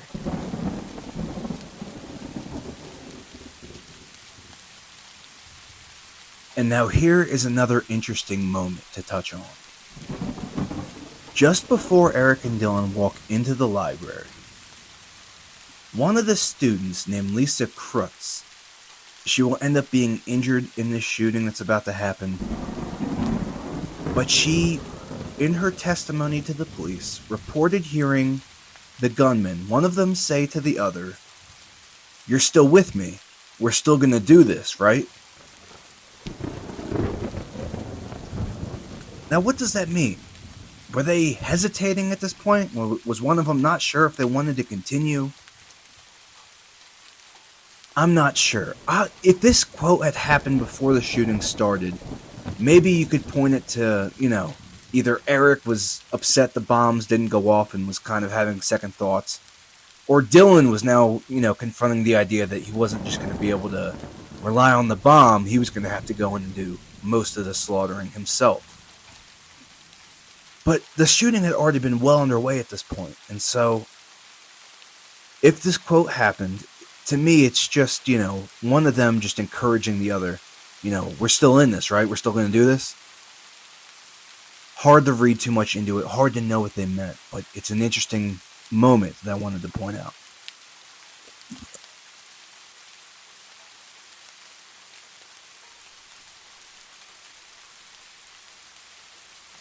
As Eric walks in, he yells, "Get up!" And he yells this so loud that if you listen carefully to the 911 call, you can actually hear him say that. You can hear him say, "Get up." There are also reports of one of them saying, "Anyone with a white baseball cap, stand up." White baseball caps were the sign that you were a jock. Obviously, nobody stands up, and so Eric is reported as saying, "Fine, I'll start shooting anyway." So Eric kind of just fires randomly at a table, and the flying splinters from that end up hitting a student named Evan Todd. Students also report hearing one of them say that they were going to blow up the school at this point, or blow up the library. So Eric and Dylan start making their way across the library towards the computers. And at one of the computers is a 16-year-old boy named Kyle Velasquez. Kyle was mentally handicapped, and initial reports stated that he didn't even know what was going on enough to hide. He was just kind of sitting at a desk or sitting at a table. But the police report that I saw said that he was curled up in a ball underneath one of the computer tables. Dylan sees him, takes his shotgun and fires it into Kyle's back, killing him instantly. Eric and Dylan then take their black duffel bags that they're both carrying and place them on a table and reload their weapons. Eric then says to Dylan, "Let's go kill some cops." They look out the library window and can see police officers on scene and a bunch of students being escorted out of the building, sprinting for safety. Eric and Dylan shoot out the window and proceed to fire on these fleeing students and the police officers. The police return fire, but, neither any students, the police, or Eric and Dylan are injured. It's a short little brief engagement. Eric and Dylan then turn their attention back to the library. Dylan would then fire his shotgun at a table, which injured 3 students, one of them being Patrick Ireland. And if you've ever seen the famous video of one of the kids from Columbine hanging out of like a broken glass window and the SWAT team, helping them down to their truck, that was Patrick Ireland. It's at this point that Dylan takes off his trench coat. Eric had actually taken his off in the beginning. He had taken it off outside. Eric would then walk by a computer desk and, without even looking, would take his shotgun and fire under it, unfortunately killing 14-year-old Stephen Kernow, who was the youngest victim of Columbine. Eric would then fire another shot under the adjacent table, which would injure a girl named Casey Rugsager. It would hit her in the shoulder, and when she cried out in pain, Eric reportedly said, "Quit your bitching." And then he walked away and left her alone. Eric then walks over to another table and smacks his hand on the top of it, to scare whoever's underneath. He then slowly bends down and makes eye contact with the student laying under the table. Says, "Peekaboo," and proceeds to shoot and kill Cassie Bernal. If you've ever heard about the story of the girl who said yes at Columbine, one of the killers asked her if she believed in God, and she said yes, and then she was killed for that. It was originally attributed to this girl, Cassie Bernal, but later discredited. But the girl that was sitting next to Cassie did say that moments before Cassie was shot, she was praying. Eric had actually fired his shotgun with one hand, and the recoil was so much that the shotgun ended up slamming into his nose and breaking it. And it was reported by students that saw him saying that he seemed a little dazed after this, and now he looks even crazier because he's profusely bleeding from the nose. Eric, in this dazed state, walks over to another table, and there's a girl who, I guess she couldn't fit under the desk, so was kind of crouching beside it. Her name is Bree Pasquale. Again, eyewitness reports are tricky, and there's a lot of different things that Eric's reported as saying, but he reportedly asked Bree if she wanted to die, and she starts begging for her life. Eric reportedly mocked her or something and says something to the effect, "We're all gonna die. We're gonna blow up the school anyway." That student, Patrick Ireland, that I mentioned earlier, the one that would, famously be seen crawling out of a window, goes to help another student who was shot in the knee. And in doing so, partially raises his head above the table that's protecting him. And Dylan sees this. Dylan fires a shot from his shotgun, which actually would skim Patrick's head, knocking him out. But, again, amazingly, he will survive this.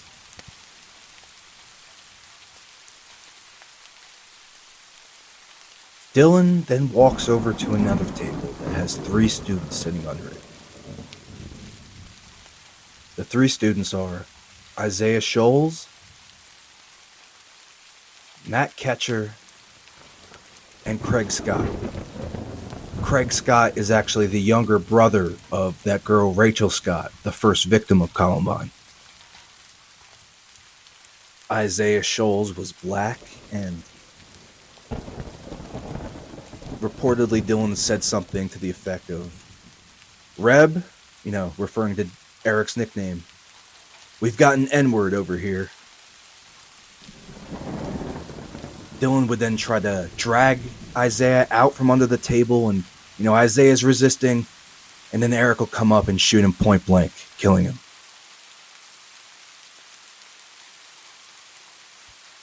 Dylan then fires a shot of his own and kills another student under the table, Matt Ketcher. Craig Scott, who was sitting between the both of them, will play dead and have to listen to his friends take their final breaths over the next few minutes. Eric, obviously feeling the adrenaline and feeling the power, yells at the top of his lungs, "Who wants to die next?" After this, they begin to just fire randomly and throwing pipe bombs in the library. Eric even walks over to a bookshelf, climbs on top of it, and says something to the effect of, "Listen up, you scared pieces of shit. This school is fucking dead."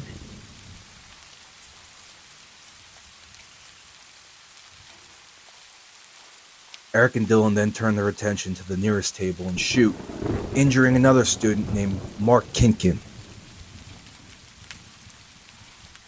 They then turn their attention to the table to their left and fire, which would injure 2 students, Lisa Kreutz and Val Schnur. Dylan would then walk around this same table and use his Tech 9 pistol to shoot and kill senior Lauren Townsend.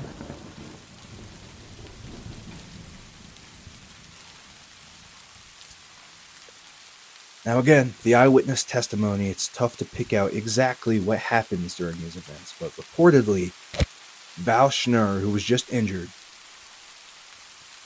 begins to scream out saying, oh my God, something to that effect.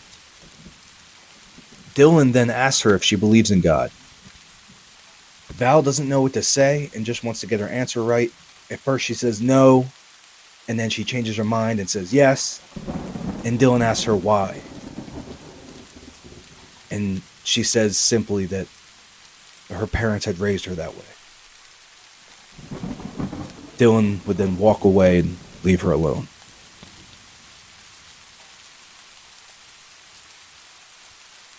Eric then notices two girls trying to crawl away for safety. He would go up to them and mock them and make fun of them for trying to crawl away to safety. And these girls are crying and I'm assuming begging for their lives, and Eric reportedly called them pathetic and then walked away, leaving them alone. Eric then moves to another table and fires his weapon twice, injuring one student and injuring another named John Tomlin. John desperately tries to move away and around the table to get away, and Dylan walks over to him, making fun of him and kicking him, making fun of his attempted escape, and then reportedly fired his gun multiple times into John, killing him.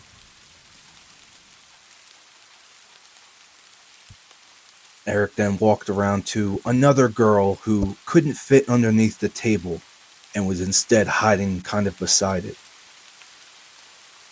Her name was Kelly Fleming, and Eric would shoot and kill her instantly.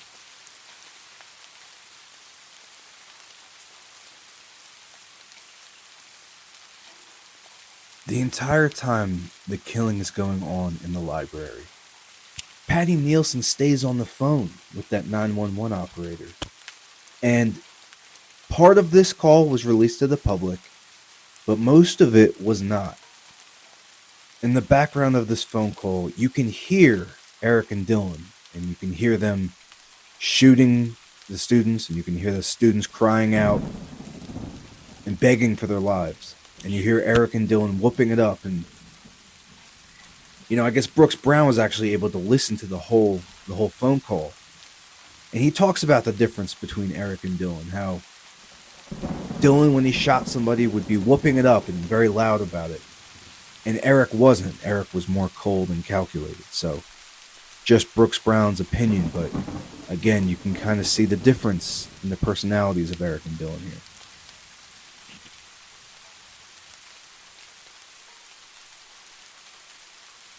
And so after this, Eric and Dylan move back to the computer section and go to the table where they kept their duffel bags so that they can reload.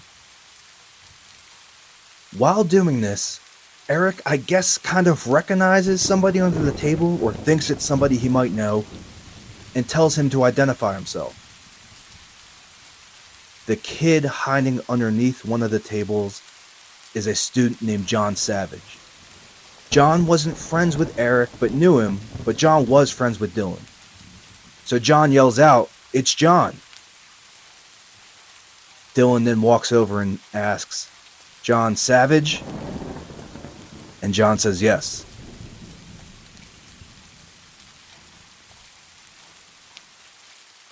Eric then proceeds, I guess, to go back to reloading his gun, and Dylan kind of just stands there in front of John for a second. And again, John, being friends with Dylan, I can't even imagine the thoughts going through his mind. Like, this must not seem real, seeing his friend doing what he's doing. And so he asks him, he says, "Hey, Dylan, what are you doing?"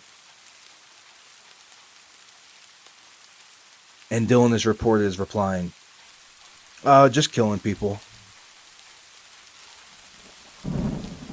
And he reportedly said that just so casually and coolly that it was very disturbing to John. John then asked Dylan, "Are you going to kill me?"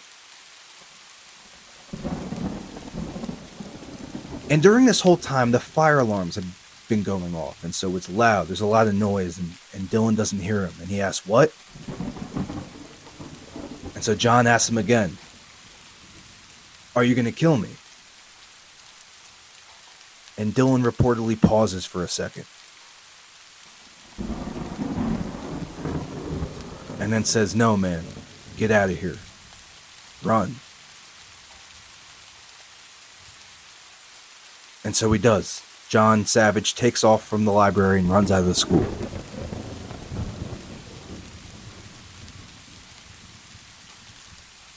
After watching John Savage leave the library, Eric would then take his carbine and fire at a random table, and it would graze the ear of a 15-year-old named Daniel Mauser.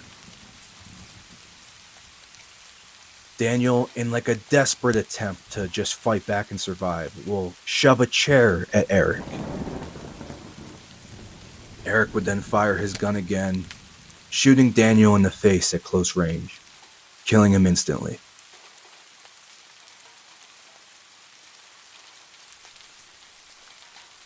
Eric and Dylan would then turn to another table and unload their guns. Underneath this table were 3 students: Jennifer Doyle, Austin Eubanks, and Corey DePuter. Jennifer and Austin, thankfully, were able to survive this. Corey DePuter, unfortunately, was not, and he's the final victim of the Columbine Massacre. Eric will then light a Molotov cocktail and throw it. Again, they're just trying to cause destruction, but the Molotov cocktail will fail to detonate. Him and Dylan would then walk over together to a table where that student, Evan Todd, was hiding behind. Evan Todd being the one who was injured with the flying splinters earlier. Apparently, Evan was a jock, and he used to pick on Dylan. When Dylan sees him, he, reportedly says, "Evan Todd," and, begins to mock him, and Dylan says, "Give me one reason why I shouldn't kill you right now." Evan reportedly said, "I don't want any trouble." Dylan then says to him, "You used to call me a fag. Who's the fag now?" Dylan shoots his gun off and just continues to mock Evan and taunts him and threaten to take his life. But he doesn't. This is a kid that used to bully Dylan, and Dylan doesn't take his life. I keep saying how complicated this entire story is. Another complexity. This is a student that clearly had picked on Dylan, and one of the reasons that built up his anger to even do this event, but Dylan just lets him go. One possible explanation for it is students have reported hearing them say, one of them say to another, that they no longer found pleasure in shooting people.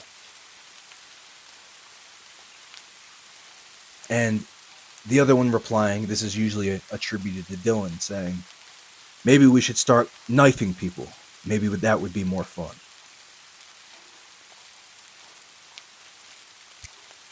Eric and Dylan then decide they're going to go back to the cafeteria and try to figure out if they can get those bombs to explode.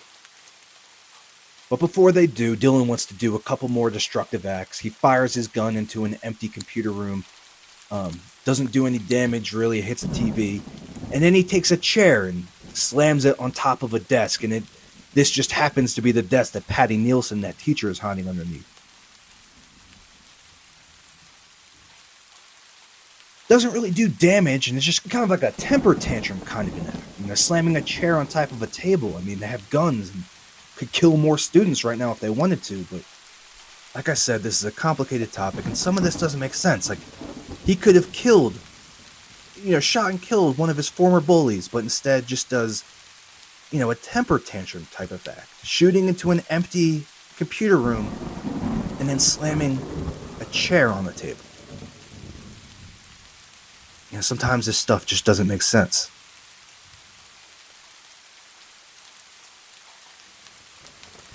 So it's at this point that Eric and Dylan leave the library. The time recorded is supposed to be 11:36. The shooting in the library only lasted 7 minutes, but I imagine it must have felt like a lifetime to the students that endured it. After Eric and Dylan leave, the students don't immediately rush out. I mean, they're probably still in shock and I'm sure afraid that Eric and Dylan are going to walk back in any second. But after, like another minute, two goes by and they still haven't come back, most of the students begin to get up in twos and threes at first, but then it becomes like a stampede. According to other students that were hiding, it sounded like a stampede. And all of them run out the emergency exit. There's two students that were still alive but could not move. Patrick Ireland, who was unconscious from that shot from Dylan, and Lisa Krutz, that girl that was injured, and also the same one that had heard them saying, "Are you still with me?" before they entered the library. So Eric and Dylan leave the library and they go to the science hall, and they still want to blow up the school. That is still their overriding goal. That was basically their whole plan. This shooting part of it was supposed to be a very small part of their entire plan. And their deemed success of this whole plan rests on actually bringing the school down. So they go to the science hall again, and they attempt to set fire to the chemical storage room. They either throw a Molotov cocktail or a pipe bomb in there, and it actually does set a fire. Doesn't cause any explosions, but does set a pretty good fire. But it would be put out by a teacher that was in the adjacent room, basically as soon as Dylan and Eric walk away. They then make their way through the hallway, and they shoot into an empty classroom, but, do no damage to any human beings. And then they go back to the cafeteria, the commons, and they're going to try to ignite those propane tank bombs that did not go off. And this is actually captured on Columbine's security footage. Again, it's frustrating because the camera angle switches every few seconds, but it's around 11:44 at this time, and you see Eric, kneel into like a shooting position and start to fire at the duffel bags, trying to ignite the duffel bag bombs. This doesn't work. Eric actually moves into the cafeteria a little bit further and takes a drink. You can see him do this on the security footage, and it's just interesting. And he even holds the cup up as if acknowledging it to Dylan. Like, was he thirsty? One last drink before he died? It's amazing that he even took the time to take a drink, but it's captured on the security footage. Dylan will then go inspect the bombs, and him and Eric will take a step back, and Eric will actually throw a Molotov cocktail at the bombs, and this will actually partially detonate one of the bombs. And the detonation was so powerful that even though it was only partial, it rocked the entire building and blew out a few of the cafeteria windows. So, I mean, you can only imagine the damage these things would have done had they both ignited fully. The Molotov cocktail also ignites some of that fuel and causes a fire, and Eric and Dylan then leave the cafeteria, and you can actually see on the footage there were still some students in the cafeteria when Eric and Dylan were in there. I mean, that must have been scary as shit, but you can see these students immediately flee out the exit once the fire gets going.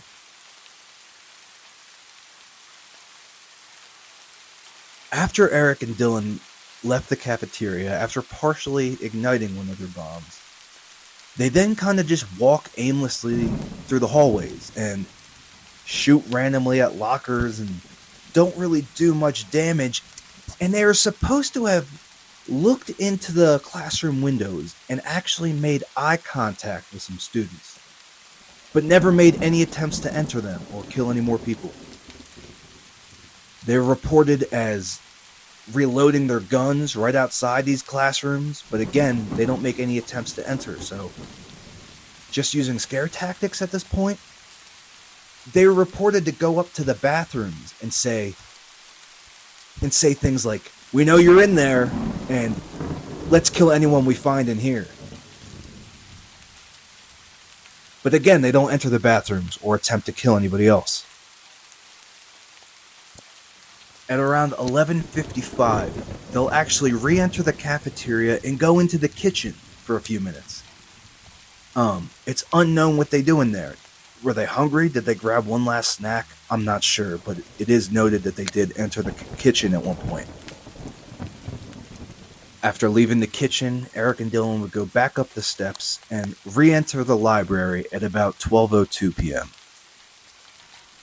At this point, the library is basically empty. As I said, any student that could get up and run had already fled through the emergency exit. And so, were Eric and Dylan planning on killing more people when they came in the library? If there was, any kids left to be killed, who knows?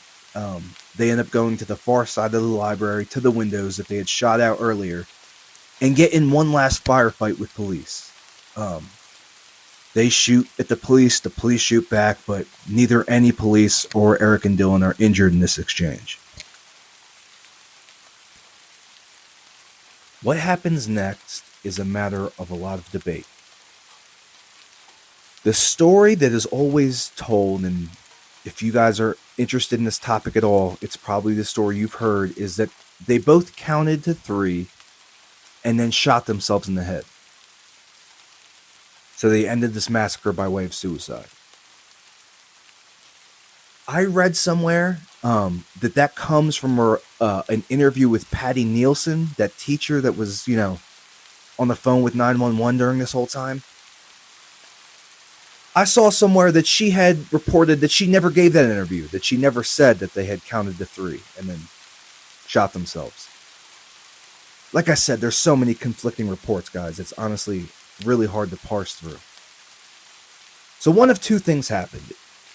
Either Eric and Dylan each killed themselves, and maybe they did it at the same time or not. Or, and now this is a theory that Randy Brown, Brooks Brown's father, this is what he believes. He believes that Eric killed Dylan. That Dylan, sat down in a chair and then Eric just killed him in cold blood. And then killed himself. Now, the reason he thinks this is because if you look at the evidence and you look at, the crime scene photographs and how everything was placed, Dylan had his Tech-9 in his right hand. That's how it's found when they find their bodies. But Dylan is left-handed, so first of all, that's already weird. And his entry wound, Dylan's entry wound in his head, is from his left temple. So, for him to reach around with his right hand, which is his non-dominant hand, and shoot himself in the left temple just doesn't seem right. It would be a very strange way to shoot yourself. So Randy Brown's theory is that, Dylan had sat down in a chair and then without any prior warning, Eric just shoots him in the head and kills him and then takes his own life. I've seen the picture of Eric and Dylan. It's on the internet. It's gory. I mean, you see their bodies after they had just killed themselves. And you can see Dylan is holding something in his right hand. And it looks like it's the gun. But what a lot of people have speculated is that it was actually a magazine. Dylan has 4 fingers around what he's gripping. And the Tech-9 could only fit 3 fingers on its grip. And when you see Dylan walking around in the security footage, the way he's holding the Tech-9 is it's 3 fingers, on the grip, and then, obviously the index finger on the trigger. But the way he's holding this item in this picture of his body is he has 4 fingers holding this. So people think that this is just a magazine and it's not actually the Tech-9. And that's what's causing the confusion. I don't know, guys. A lot of conflicting information to parse through. So that's one theory. The other theory, which I believe, is that they both killed themselves and that Eric killed himself first. So the evidence for this is they had one last Molotov cocktail that Dylan threw. That, I've read reports that it both exploded and also did not explode. I don't know. But that Eric's blood was found underneath, this Molotov cocktail, or underneath where it had exploded or something. And also that Dylan's blood and some of his brain were found on Eric's leg. And you can kind of see it in that picture, which would indicate that Eric was already in the position that he was in when Dylan killed himself and fell to the ground.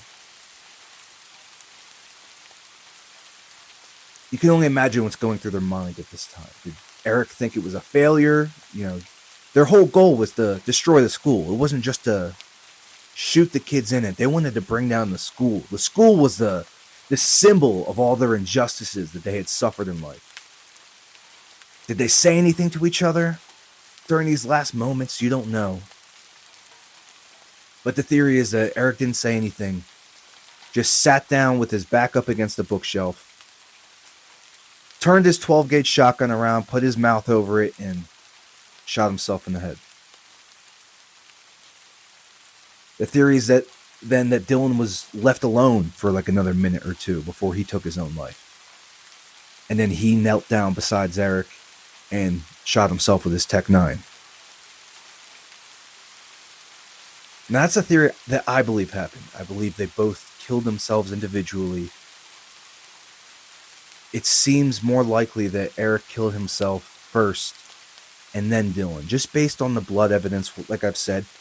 But there's conflicting reports. It's hard for me to parse through this, guys. And another explanation for the Eric killed Dylan theory is that Dylan didn't have the nerves to take his own life, and then he asked Eric to do it.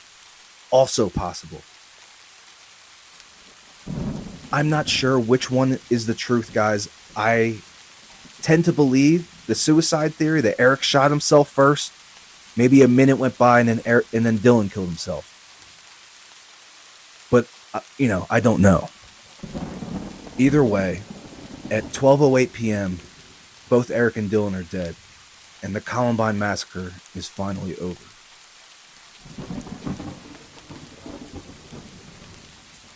Before I go any further, I just want to reiterate the names of the victims who died at Columbine.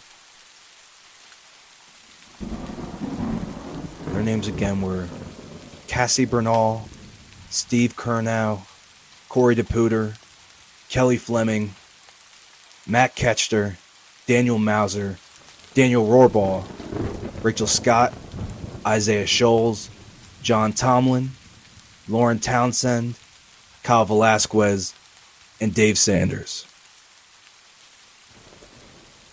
God rest their souls.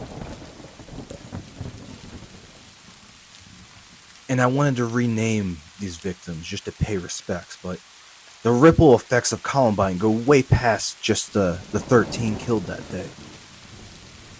Least of which the other students that were injured, that, some of them were permanently paralyzed. And even the ones that weren't injured physically, how do you recover from that if you're a student that was just in the school that day? How do you ever go back to that school, let alone any high school? I've seen interviews of students that say, to this day, whenever they walk into some place, they, immediately look for the exit so they know where it is. And the emotional trauma, one of the saddest stories, there's a kid named Greg Barnes, who was a sophomore at the time of Columbine. He actually was in the classroom directly in front of Dave Sanders when he got shot. So he witnessed Dave Sanders get shot and fall to the ground. And, this kid was supposedly like an incredible basketball player. As like a junior or sophomore, he was recognized as one of the best high school basketball players in the state of Colorado. He ends up hanging himself with an electrical cord on May 4th, 2000. So like about a year after the Columbine Massacre. How much did Columbine play a part in it? I'm sure this is complex like everything else we've been discussing, but I'm sure it didn't help. Anne-Marie Hochhalter, that one girl that was shot out in the field that was permanently paralyzed, and, just a miracle that she survived. Just a couple months after the massacre, her mother committed suicide. How much did Columbine play an effect on that? Again, hard to quantify, but I'm sure it didn't help. The ripple effects go so far and wide, and there's so many stories that I don't even know about, that most people probably don't know about. How many people that were scarred from this this incident, just never talked about it again. Now, with that being said, I just want to point out that I'm amazed at the recovery that these students have, been able to do. What happened to Lance Kirkland? So traumatizing, I can't even imagine. I can't even imagine looking at another gun again, let alone hearing it go off. But he said immediately after that, he didn't want fear to win, and he didn't want Eric and Dylan to win. So, immediately after that, he, went and, shot his gun. He was a hunter, and he liked to hunt, and he didn't want this event to ruin him. And, Lance Kirkland was shot point blank in the face, and he's, fine today. It's just a miracle. And a lot of these kids went on to become teachers or nurses themselves so that they could help other kids or other people that were hurt. They really wanted to turn this into a positive, and I'm amazed and I'm uplifted by the positivity that people were able to, turn this into. And also some of the attention to bullying and mental health in general that Columbine did draw attention to. I'm not trying to make this a positive thing, but there are positives that you can take out of this. Now, before we go any further, there are some false narratives about Columbine that I just want to clear up, and I didn't know how to fit them into the narrative, so I'm just going to throw them out here right now. They were not in anything called the Trenchcoat Mafia. They had a friend named Chris Morris who was a part of that group, but they weren't some tyrannical goth group that terrorized the school, as some reports like to say. They were just a bunch of, for lack of a better term, outcasts and nerds. And there's nothing wrong with being a nerd. I'm a nerd. But they would wear trench coats, and some of the jocks labeled them as the Trenchcoat Mafia as a joke, and that name just stuck, and they kind of embraced it. But Eric and Dylan were not a part of that group. Another crazy rumor is that Eric and Dylan were gay lovers, and I've seen this even to this day, kind of as a theory. Oh, they were gay, and that's why they got picked on. There's no evidence of that. They were called fags by some of the jocks, but in the modern day age, fag isn't just a derogatory term towards gay people. Young kids call each other fags all the time without having any kind of gay or homosexual meaning to it. Some people point to the fact that Eric killed more people than Dylan to try to show that Dylan was more hesitant to kill during this event. And I don't see any hesitancy. As we talked about earlier, when Lance Kirkland was on the ground asking for help after he'd been shot, Dylan walks up behind him and says, "Sure, I'll help you," and then shoots him in the face. That doesn't seem reluctant to me, and some of Dylan's victims that he shot ended up surviving through nothing short of a miracle, or, the combination of a miracle and just the miracle of modern medicine. Lance Kirkland being one of them. He shot him in the face, intending to kill him. Lance just happened to survive. So I don't think that points to any hesitancy on Dylan's part. His actions throughout the entire shooting seem to indicate that he was having fun. And this is one of the biggest false narratives, and controversial to this day, is Brooks Brown's involvement in the shooting. A lot of this comes from the Jefferson County Police Department wanting to put some of this onto Brooks, because I can see how it might seem shady. He was friends with them. He just happened to walk away from the school right before the shooting. I could see how they wanted to draw a connection, especially because the police did not believe that two kids could plan this like this. They assumed that these two kids, Eric and Dylan, must have had help. The police wanted to put some blame on Brooks, and if they had found anything, they would have. The fact that Brooks was cleared shows you that the police couldn't find any kind of evidence to link him to this. Not only that, but the biggest indicator to me that he had no involvement is his younger brother Aaron was in the cafeteria when this shooting happened. He was just a couple of tables away from those propane tank bombs that, had they gone off, would have for sure killed him. Brooks is just going to let his younger brother die in the shooting? To me, there's no way he had any idea. And, everybody thinks they're a genius on the internet, and especially on Reddit. People they think they're uncovering some new evidence, and they're trying to poke holes in Brooks Brown's story, saying he shouldn't have this many discrepancies. Look, this was as traumatic of a day as you could possibly imagine. I already touched on how terrible the human memory is and why it's such poor evidence, in court trials, because human memories do funny things. I touched on earlier how Richard Castaldo, immediately after, this event, as soon as he got out of the hospital, told his mom about the killers asking Rachel if she believed in God. And then immediately he started to doubt his own story. Because like I said, when you remember something, you don't remember the event. You remember the last time you remembered it. So it can lead to you misremembering things or maybe adding something that you didn't before. And that happens too. Sometimes you remember something later that you didn't at the time.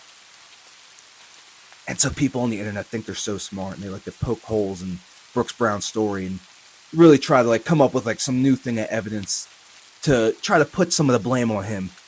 Everybody wants to be in the know, and everybody thinks they're so smart. Nobody has any idea what they're talking about, including me, by the way. This whole podcast, you should all take with a grain of salt and do your own research. I tried my best to parse through the false narratives and give you guys the truth as best as I could find it. But it's possible that I messed up. So take anything I said with a grain of salt, but if you're going to research this, guys, stay off of Reddit. There's some good things that you get from Reddit, but people think they're so smart.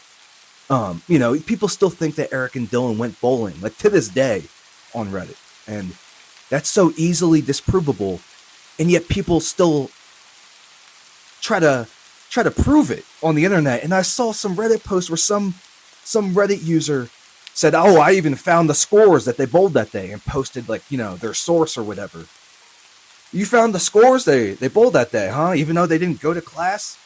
But if you're reading that as an outside observer, you're like, oh, he has the scores. It must be true. People just don't know what they're talking about. People are easily influenced, and let's face it, guys, people just make shit up sometimes. But now that we're winding down this podcast, there's just some questions that I thought I'd try to answer as best I can. Number one is, why did they do it? That's the main question, right? That's kind of the whole point of this entire podcast. I said this earlier, but we're not going to get any groundbreaking information here. I didn't uncover anything new, but I think we can come to some solid conclusions. These kids were for sure bullied. I mean, there's no doubt about that. Any evidence that people say that they weren't or that they were actually the bullies is just false. But that can't be the whole story, right? Because there's a lot of kids that get bullied that don't go shoot up their school.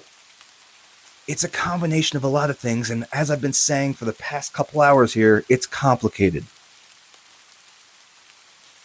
And that bullying they endured made them hypersensitive to everything that happened. And so a lot of events that transpired just further reinforced their ideas that they were the victims of society, such as their arrest, when they broke into the van and everything.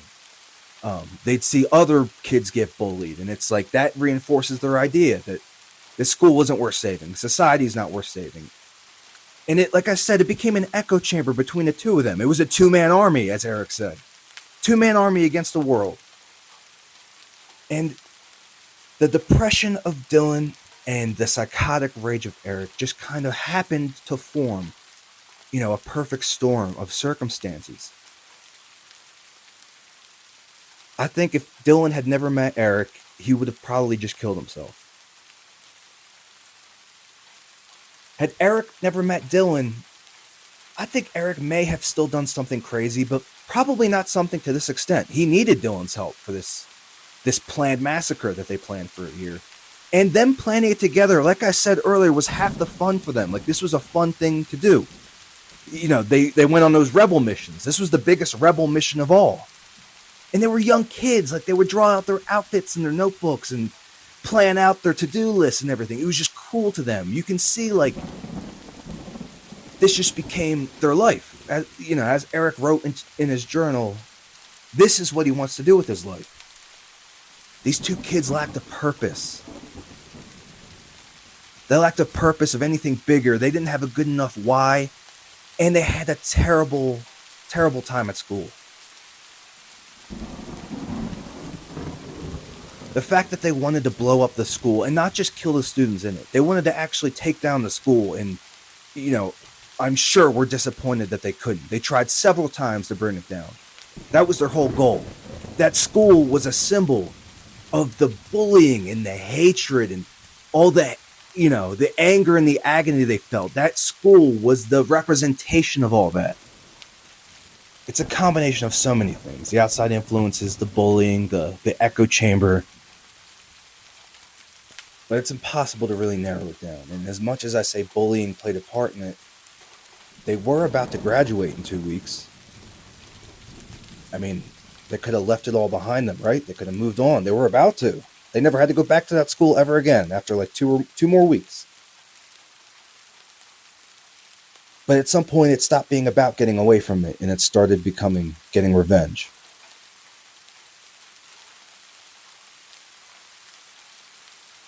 Impossible to come to any concrete conclusions here, guys. I just hope I've given a better understanding of these two kids. We can never get inside their minds, but hopefully you guys understand them better, which leads to another question: is why these Columbine killers were idolized.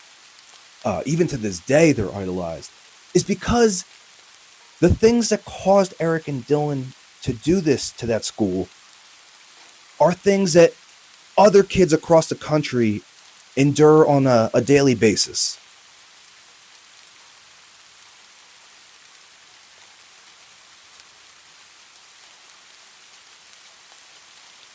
Like I said, it's dangerous to just call these kids crazy and walk away, because then you're missing what led up to this event. There's a whole lot of disenfranchised kids that feel just like Eric and Dylan in this world. And to ignore their cries for help is how you create killers like Eric and Dylan.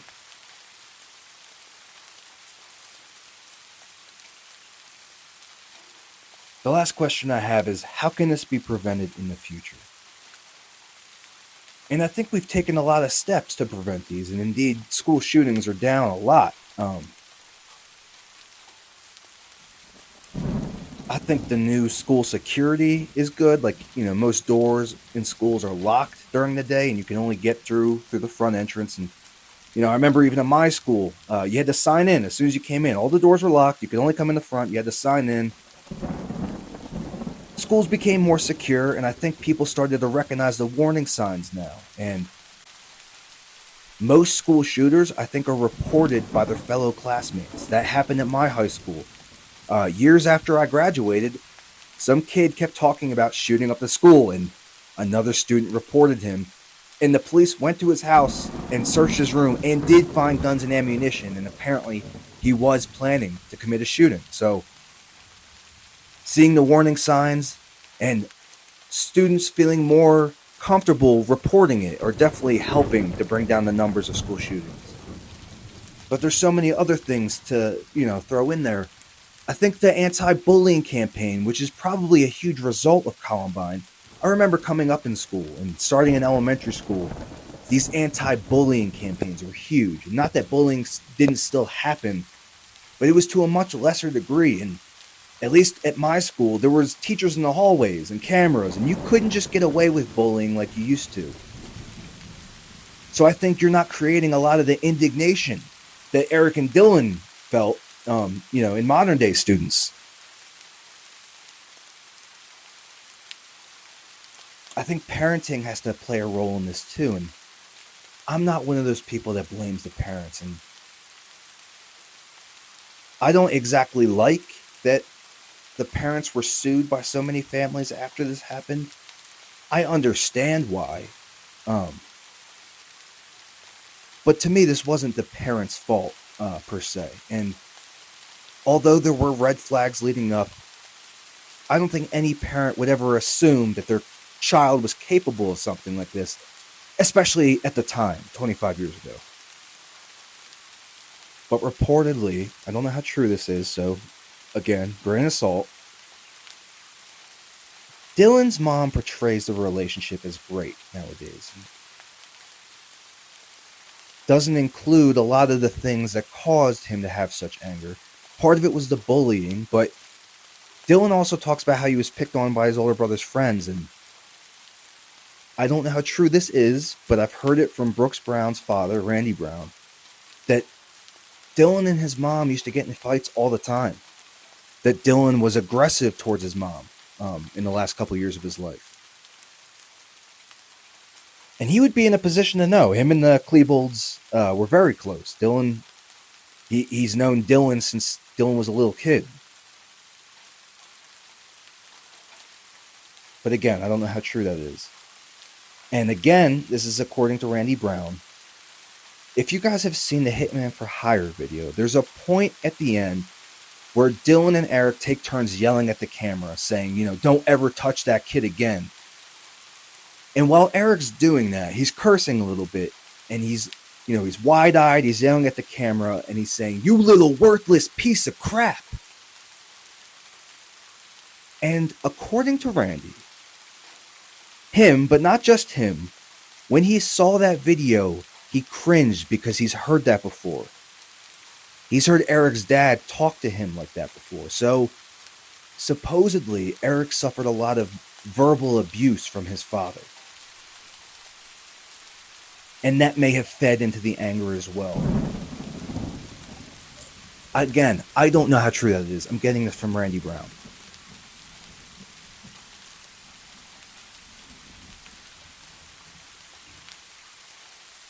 But all these things played a part, and we've definitely made strides as a society to prevent these kind of shootings.